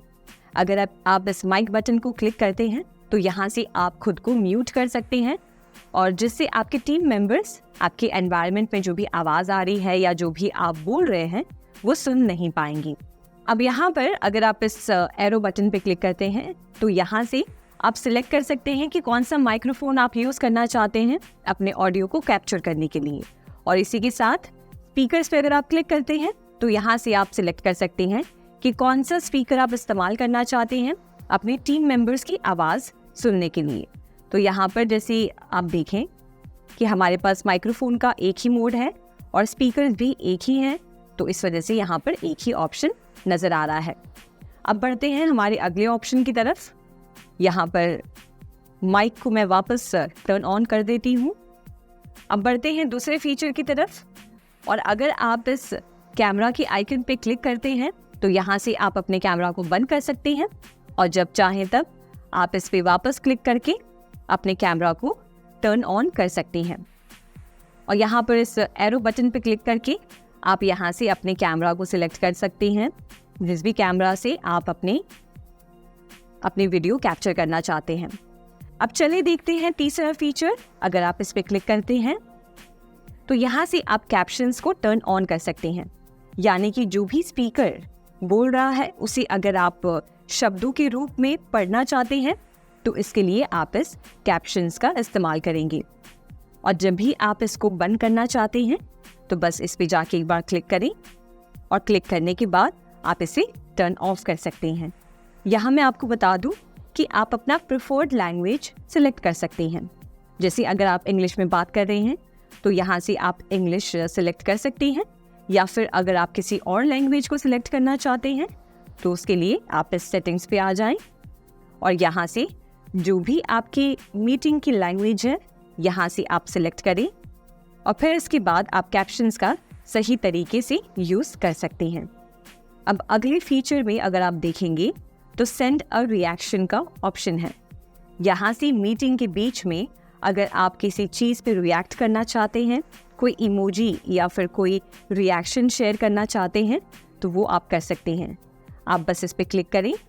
यहाँ अगर मैं किसी भी रिएक्शन पे क्लिक करती हूँ तो वो रिएक्शन मेरे टीम मेंबर्स देख पाएंगे और उससे कनेक्ट कर पाएंगे।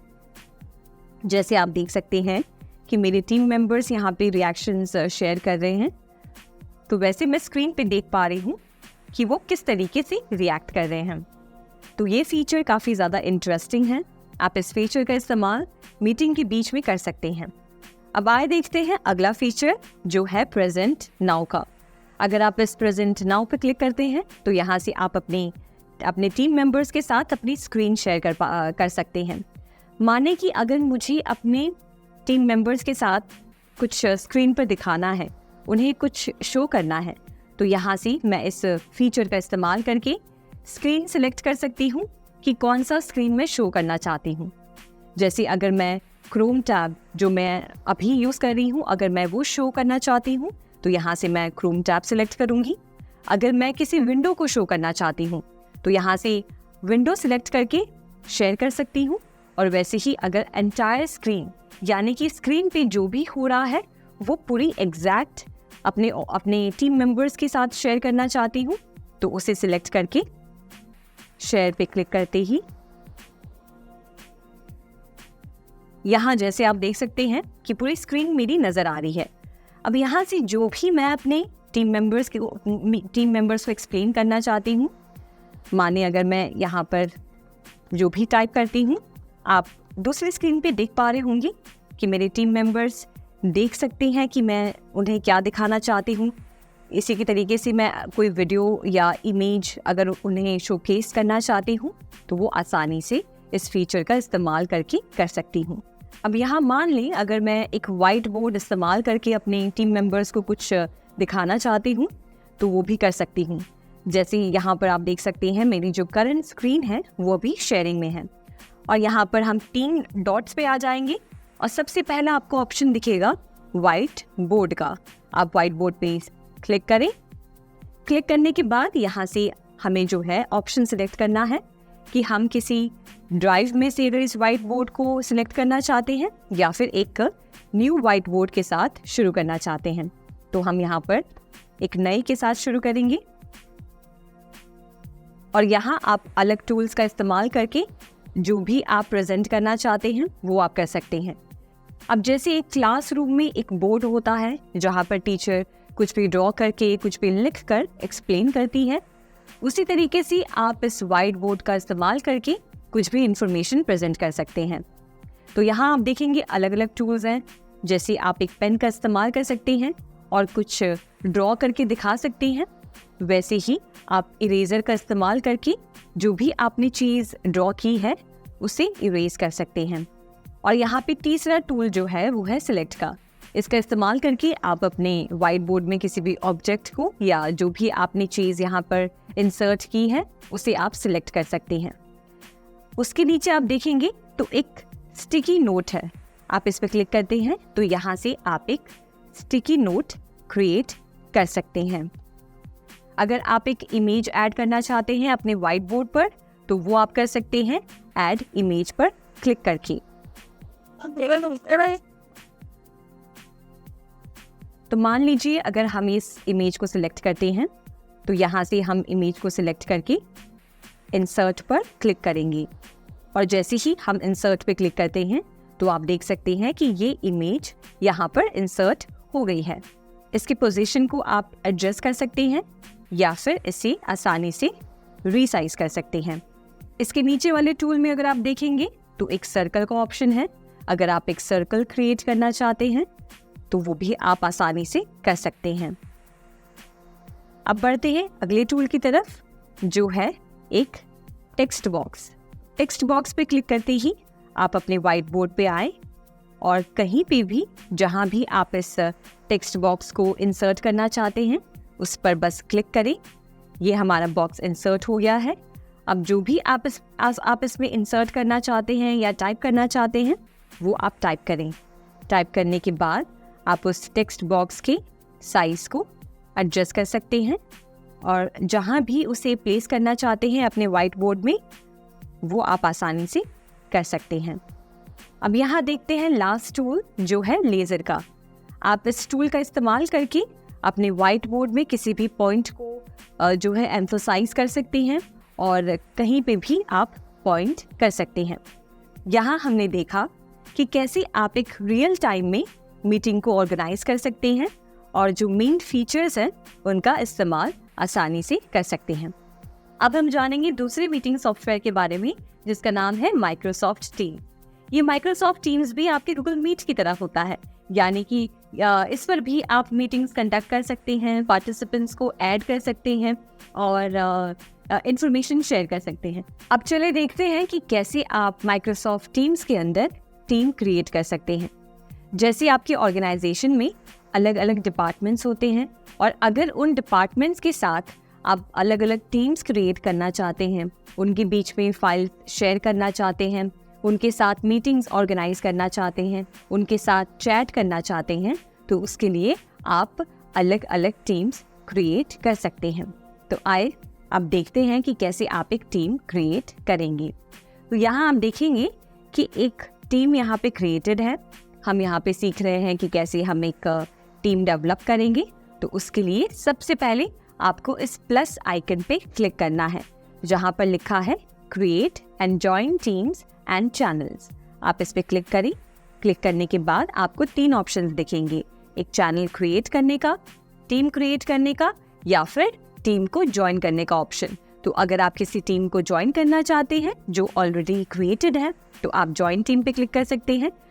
हम एक टीम क्रिएट करना चाहते हैं तो हम क्रिएट टीम पे क्लिक करेंगे। और वैसे ही अगर आप कोई चैनल क्रिएट करना चाहते हैं तो आप चैनल क्रिएट पे क्लिक करेंगे। तो अब हम क्रिएट टीम पे क्लिक करेंगे और यहाँ से हमें हमारी टीम की जो डिस्क्रिप्शन है, जो नाम है, और अगर आप उसको प्राइवेट या पब्लिक रखना चाहते हैं तो वो हम सिलेक्ट करेंगे। तो सबसे पहले हम यहाँ पर टीम को एक नाम देंगे। आपका जो भी डिपार्टमेंट है उससे रिलेटेड आप कोई नाम दे सकते हैं, या फिर आप जो भी पर्सनल नाम रखना चाहते हैं या जो भी नाम आपको लगता है कि सबसे बेस्ट सूटेड होगा वो आप नाम इस टीम को दे सकते हैं। तो मान लीजिए मैं अपने ऑर्गेनाइजेशन में जो टेक डिपार्टमेंट है उनके लिए एक टीम क्रिएट कर रही हूँ। तो यहाँ मैंने लिख दिया टेक डिपार्टमेंट। अब उसके बाद नीचे आप देखेंगे एक डिस्क्रिप्शन का ऑप्शन है। डिस्क्रिप्शन में आपको अपनी टीम से रिलेटेड इंफॉर्मेशन शेयर करनी है कि वो टीम क्या करेगी, उसकी एक्टिविटीज़ क्या होंगी और ये टीम किस लिए बनाया गया है। तो आप जो भी चाहें वो डिस्क्रिप्शन में लिख सकते हैं और ये कंपलसरी नहीं है। अगर आप इस डिस्क्रिप्शन को ऐड नहीं करना चाहते हैं तो आप आगे बढ़ सकते हैं। अब डिस्क्रिप्शन के नीचे आप देखेंगे तो दो ऑप्शन है, प्राइवेट और पब्लिक। प्राइवेट आप तब सिलेक्ट करेंगे जब आप एक ऐसा टीम क्रिएट करना चाहते हैं जिसमें कोई भी आपके ऑर्गेनाइजेशन में आपके परमिशन के बिना एंटर ना हो पाए। और अगर आप उसको पब्लिक सिलेक्ट करते हैं तो इसका मतलब ये है कि ऑर्गेनाइजेशन में आपने सबके लिए ओपन रखा है, जो भी इस टीम को ज्वाइन करना चाहता है वो कर सकता है।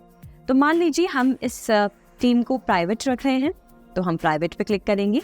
प्राइवेट पे क्लिक करते ही आप देखेंगे कि प्राइवेट यहाँ पे सिलेक्टेड है। आप जब चाहें तब इस पे क्लिक करके स्विच कर सकते हैं।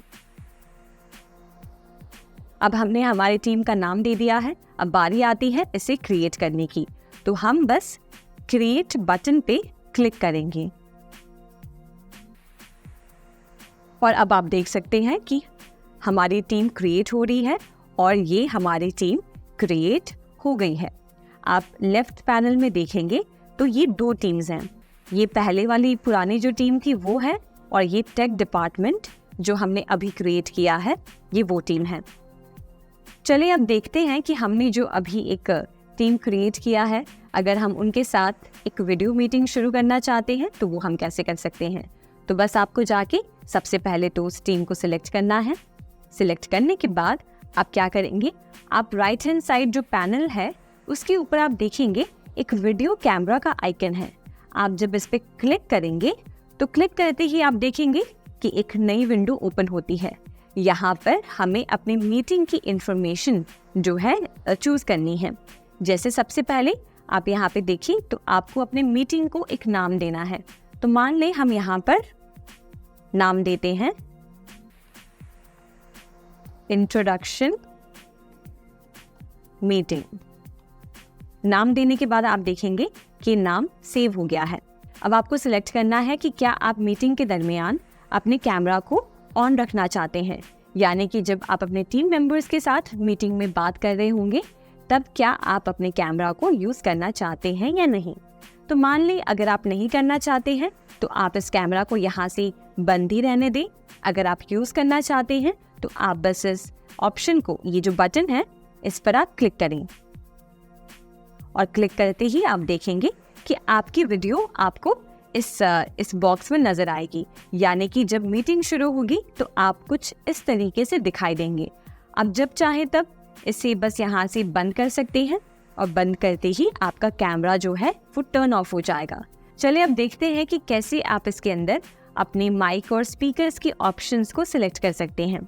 तो मान लें यहाँ पर आप देखें कि ये माइक का जो बटन है वो ऑन है, यानी कि जब मीटिंग शुरू होगी तो हमारे एनवायरनमेंट में यहाँ पे जो भी आवाज़ आएगी या जो भी हम बात करेंगे वो हमारे टीम मेंबर्स सुन पाएंगे। अगर आप अपने माइक को बंद करना चाहते हैं तो बस आप इस बटन को एक बार क्लिक करें और क्लिक करते ही ऐसे ही माइक बंद हो जाएगा, यानी कि आपकी जो ऑडियो है अब वो रिकॉर्ड नहीं होगी। और इसी के बगल में आप देखेंगे तो एक स्पीकर का आइकन है। अगर आप यहाँ देखेंगे तो लिखा है स्पीकर इज ऑन, यानी कि आपका स्पीकर ऑन है और यहाँ से आप बस इस पॉइंट को ड्रैग करते हुए इसके वॉल्यूम को एडजस्ट कर सकते हैं। अगर आप कम करना चाहते हैं तो आप इसे जो है स्टार्टिंग की तरफ ड्रैग करें, और अगर आप इसको बढ़ाना चाहते हैं तो बस इसे एंड की तरफ ले जाएं। तो अब बारी आती है मीटिंग को शुरू करने की। मीटिंग शुरू करने से पहले मैं आपको बता दूं कि अगर आप अपना कोई एवेटार यूज़ करना चाहते हैं या फिर अगर आप कोई बैकग्राउंड इफेक्ट देना चाहते हैं आपके वीडियो में, तो वो आप दे सकते हैं। जैसे आप देखेंगे जो कैमरा का सेक्शन है, अगर हम इसे टर्न ऑन करते हैं तो ऑन करने के बाद आप देखेंगे इफेक्ट्स एंड एवेटार का ऑप्शन है। आप इस पर क्लिक करें और यहाँ से आप अलग अलग जो वीडियो इफेक्ट्स है वो ऐड कर सकते हैं। जैसे मान लें अगर हम इस वाले पर क्लिक करते हैं तो आप देखेंगे कि बैकग्राउंड में ये इफेक्ट ऐड हो गया है। अब आप जो भी बैकग्राउंड ऐड करना चाहते हैं उस पर बस जाकर क्लिक करें और इस तरीके से आप बैकग्राउंड ऐड कर सकते हैं। और इसका आप इस्तेमाल तब कर सकते हैं जब अगर आपके बैकग्राउंड में कुछ डिस्टर्बेंस है या आप कहीं अपने पर्सनल रूम में हैं और आप किसी प्रोफेशनल मीटिंग को ज्वाइन कर रहे हैं, तो आप इन बैकग्राउंड्स को यूज़ कर सकते हैं। और इसी के साथ अगर आप अपने कैमरा को यूज़ नहीं कर रहे हैं और आप अपनी जगह पर एक एवेटार को यूज़ करना चाहते हैं, तो कैमरा को बंद करके आप एवेटार के सेक्शन में आएंगे। तो यहाँ से आप अपना खुद का एवेटार क्रिएट करके वो अपने प्रोफाइल में दिखा सकते हैं। तो ये हमने देखा कि कैसे आप सारी audio settings, video settings, camera settings को जो है चेंज कर सकते हैं। अब बारी आती है मीटिंग को शुरू करने की। तो मीटिंग शुरू करते हैं, उसके लिए हम क्लिक करेंगे जॉइन नाउ। अब आप देखेंगे कि हमने मीटिंग शुरू कर दी है। अब यहाँ पे छोटे से विंडो में हमारे पास 3 ऑप्शंस मिलते हैं। अगर आप अपने मीटिंग लिंक को कॉपी करना चाहते हैं तो यहाँ से आप कॉपी करके अपने टीम मेंबर्स के साथ शेयर करें और उन्हें कहें कि वो लिंक को कॉपी करके मीटिंग को ज्वाइन करें। या फिर अगर आप यहाँ से ऐड पार्टिसिपेंट्स करना चाहते हैं तो आप ऐड पार्टिसिपेंट्स पर क्लिक करके पार्टिसिपेंट्स को डायरेक्टली ऐड कर सकते हैं। या फिर अगर आप ईमेल के थ्रू इस मीटिंग के बारे में नोटिफाई करना चाहते हैं ज्वाइन करने के लिए, तो आप इस ऑप्शन को सिलेक्ट कर सकते हैं। अब यहाँ आप देखें कि जिसके साथ हमने हमारी मीटिंग लिंक शेयर की थी वो अब यहाँ पर एंटर हो चुके हैं और अब हमें इन्हें एडमिट करना है ताकि वो हमें ज्वाइन कर पाएँ। हम क्लिक करेंगे एडमिट पर। यहाँ अब आप देखें कि ये मेंबर हमारे साथ ज्वाइन हो गए हैं। अब आप देखें कि जो दूसरे मेंबर हैं वो हमें ज्वाइन कर चुके हैं। अब हम उन्हें यहाँ से एडमिट करेंगे। एडमिट करते ही आप देखें कि टोटल 3 लोग मीटिंग में हमारे साथ हैं। सबसे पहले तो हम जो ऑर्गेनाइजर हैं मीटिंग के, और ये 2 मेंबर्स हैं जिन्हें हम मीटिंग के अंदर ज्वाइन करना चाहते थे। अब चलिए सारे टूल्स को एक्सप्लोर करते हैं और एक एक करके इन टूल्स को यूज़ करते हैं। सबसे पहले तो आप देखेंगे एक चैट का फीचर है। अगर आप इस पर क्लिक करते हैं तो आप अपने टीम मेंबर्स के साथ चैट कर सकते हैं। जैसे अगर समझें हम यहाँ पर कुछ टाइप करें,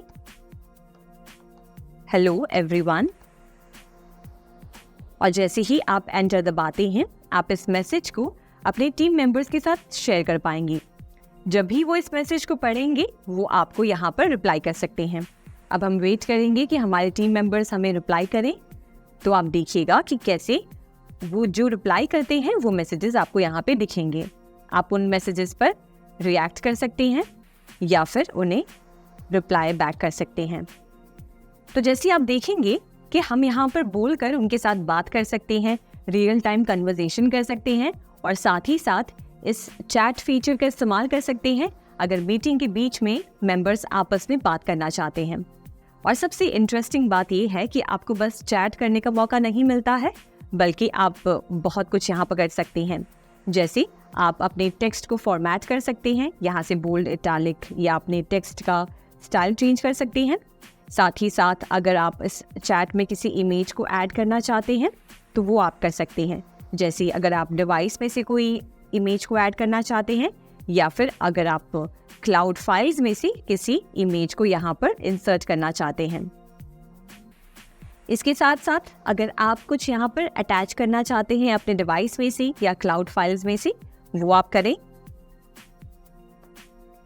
और यहाँ पर इमोजी का एक सेक्शन है, जैसे आपके मोबाइल फ़ोन में होता है, आप व्हाट्सएप या जो मैसेजिंग ऐप्स हैं उसमें आप इमोजीज़ का इस्तेमाल करते हैं, वैसे ही आप इन इमोजीज़ का इस्तेमाल कर सकते हैं।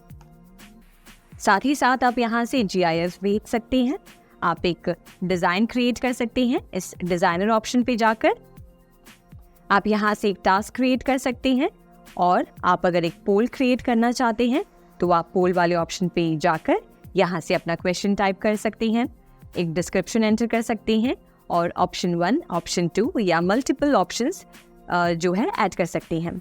तो ये चैट में आपको काफ़ी सारे ऐसे कूल फीचर्स मिलते हैं जिसका इस्तेमाल करके आप अपने इंटरनली टीम मेंबर्स के साथ कम्युनिकेट कर सकते हैं जब मीटिंग चल रही होती है। अब चले अगले फीचर की तरफ, और जो अगला यहाँ पे टूल है वो है पीपल का। पीपल पे क्लिक करते ही आप यहाँ पे मीटिंग के अंदर जो भी लोग जुड़े हैं उनका नाम और साथ ही साथ वो क्या रोल प्ले कर रहे हैं। जैसे आप एक ऑर्गेनाइजर का रोल प्ले कर रहे हैं तो नीचे लिखा हुआ है ऑर्गेनाइजर, और बाकी सब हमारे गेस्ट हैं तो यहाँ पे मीटिंग गेस्ट की तरह जो उनका प्रोफाइल है वो डिस्प्ले हो रहा है। अब आप देखें कि जिस भी प्रोफाइल पे आप क्लिक करते हैं तो यहाँ पे 3 डॉट्स आपको मिलते हैं। आप इस पे क्लिक करेंगे तो यहाँ से आप उनको पिन कर सकते हैं, आप उनको स्पॉटलाइट में डाल सकते हैं अगर आप उनको सबके बीच में एक स्पॉटलाइट में डालना चाहते हैं, और आप अगर उनको मीटिंग से निकालना चाहते हैं तो आप रिमूव फ्रॉम मीटिंग पे क्लिक करके उन्हें मीटिंग से निकाल सकते हैं। और आपको यहाँ पर शेयर इनवाइटी का ऑप्शन भी मिलता है अगर आप यहाँ पे एडिशनल पार्टिसिपेंट्स को ऐड करना चाहते हैं।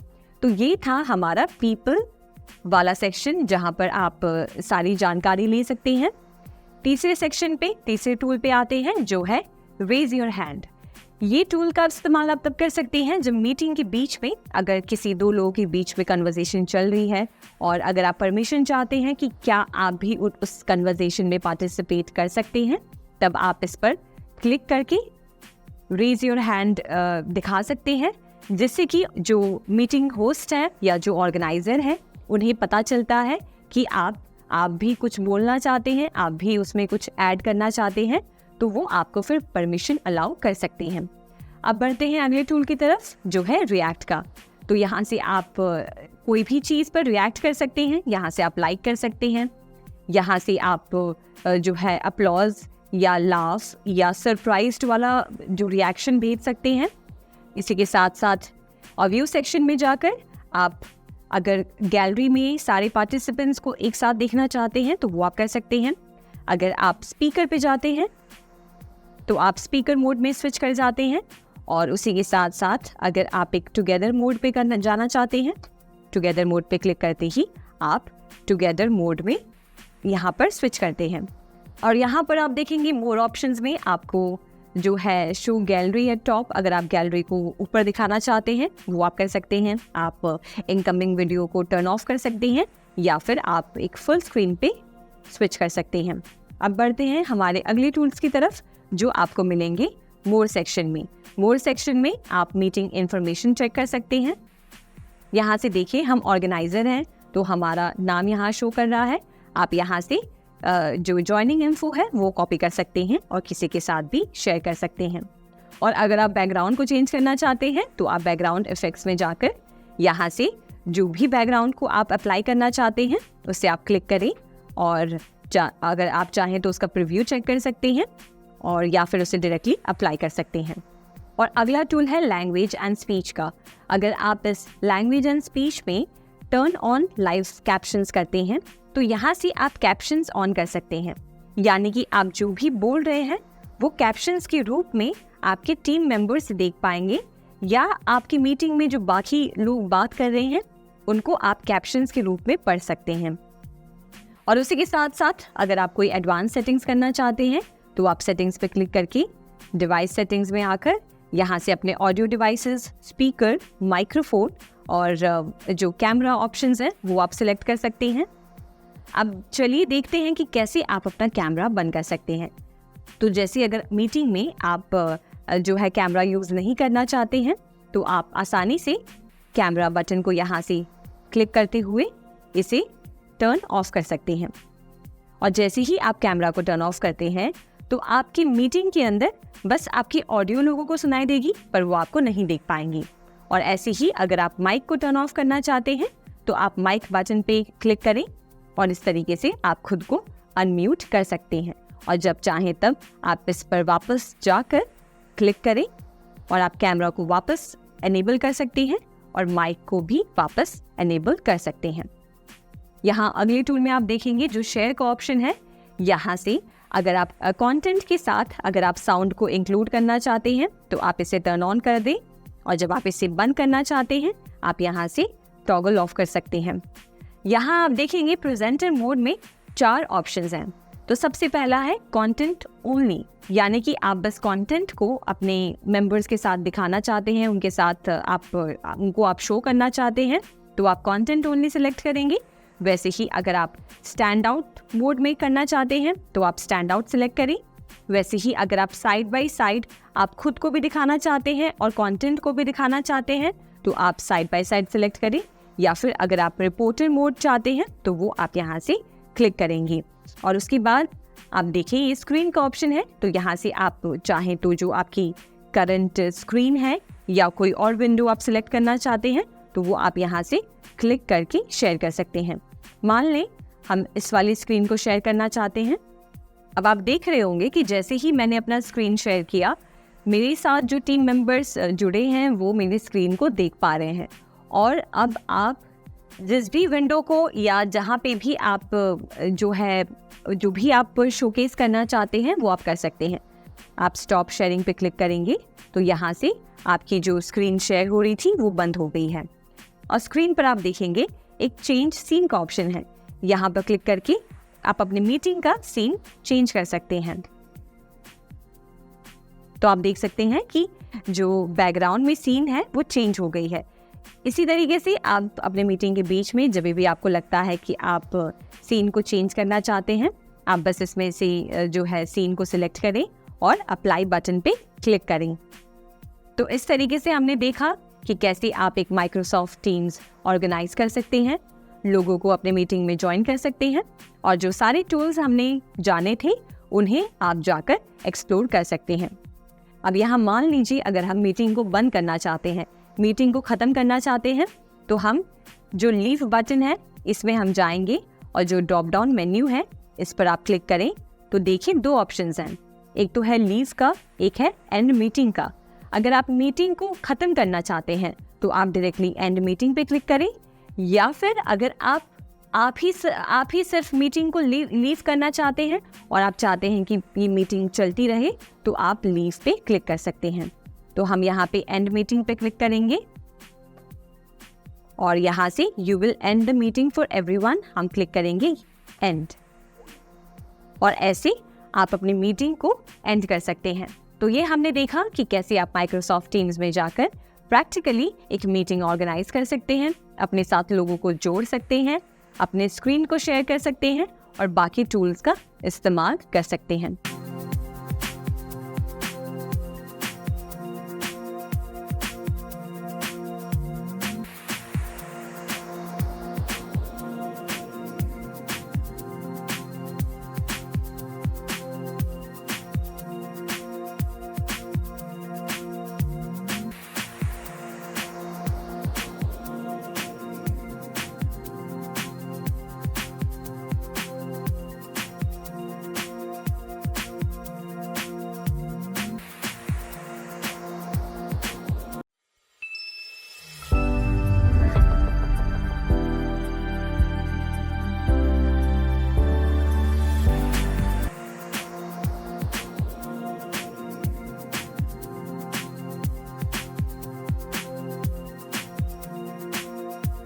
इमेज ऑप्टिमाइजेशन का मतलब है इमेज को ऐसे बनाना जो इंटरनेट पे जल्दी से लोड हो और कम स्पेस यूज करें।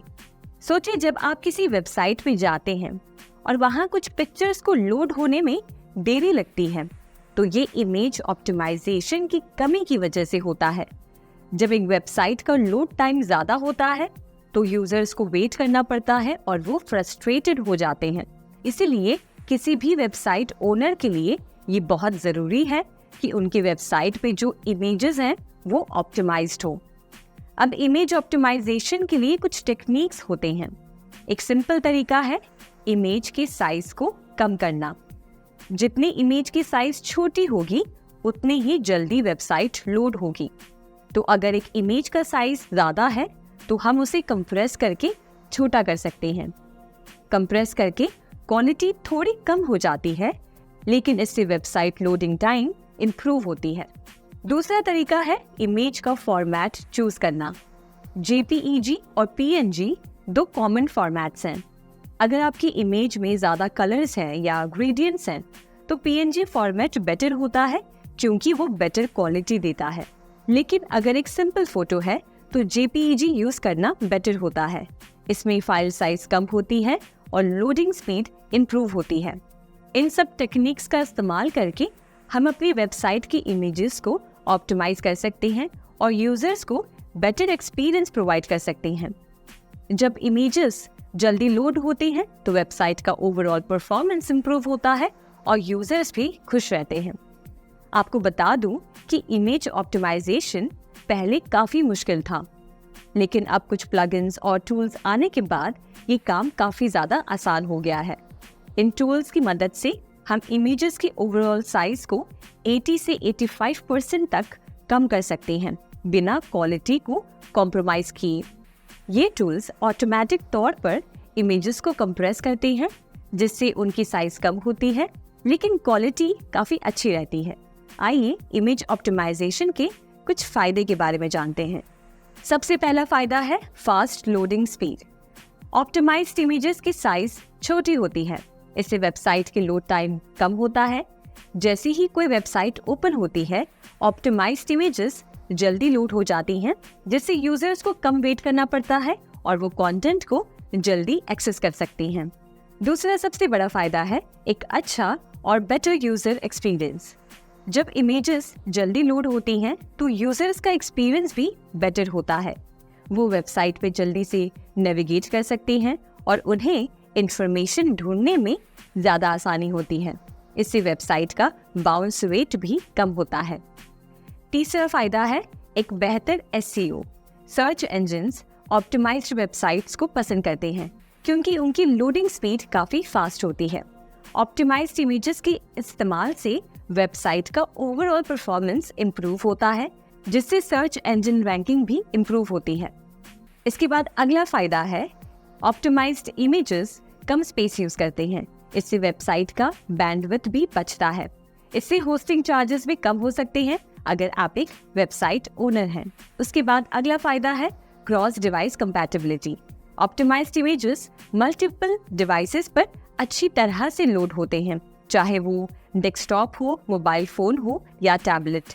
इससे यूजर्स को हर डिवाइस पर कंसिस्टेंट एक्सपीरियंस मिलता है। अगला फायदा है इमेज ऑप्टिमाइजेशन से साइट बैकअप में काफ़ी मदद मिलती है। साइट बैकअप का मतलब है कि आप अपनी वेबसाइट का एक कॉपी रख सकते हैं, जिससे आप उसे जब चाहें तब रिस्टोर कर सकते हैं अगर कोई प्रॉब्लम हो जाए। बैकअप लेना इम्पॉर्टेंट है क्योंकि कभी कभी वेबसाइट क्रैश हो जाती है या कोई डेटा लॉस हो जाता है, और अगर आपका बैकअप है तो आप अपनी वेबसाइट को जल्दी से फिर से चला सकते हैं।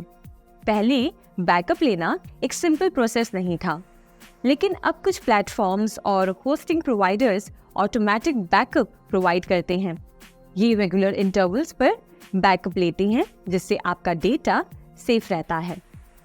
आखिरी और सबसे इम्पॉर्टेंट फायदा है कि इससे सेल्स कन्वर्जन में मदद मिलती है। सेल्स कन्वर्जन का मतलब है कि आपकी वेबसाइट पे जो विजिटर्स आते हैं उनमें से कितने एक्चुअल कस्टमर्स बनते हैं। ये एक इम्पॉर्टेंट मेट्रिक है अगर आप एक ऑनलाइन बिजनेस चला रहे हैं। पहले सेल्स कन्वर्जन्स को ट्रैक करना काफ़ी ज़्यादा मुश्किल था, लेकिन अब एनालिटिक टूल्स जैसे गूगल एनालिटिक्स की मदद से आप आसानी से अपने मैट्रिक्स को ट्रैक कर सकते हैं। इससे आप समझ सकते हैं कि आपके वेबसाइट के विजिटर्स कहाँ से आते हैं, वो किस पेज को ज़्यादा देखते हैं और किस पॉइंट पर वो आपके प्रोडक्ट्स या सर्विसेज को परचेज करते हैं। इस इंफॉर्मेशन के थ्रू आप अपनी वेबसाइट को ऑप्टिमाइज कर सकते हैं ताकि सेल्स इम्प्रूव हो सके। ओवरऑल इमेज ऑप्टिमाइजेशन एक इम्पॉर्टेंट स्टेप है वेबसाइट परफॉर्मेंस को इम्प्रूव करने में। ये यूजर्स के लिए बेटर एक्सपीरियंस क्रिएट करते हैं और वेबसाइट ओनर्स के लिए बैंडविड्थ और स्टोरेज स्पेस बचाते हैं।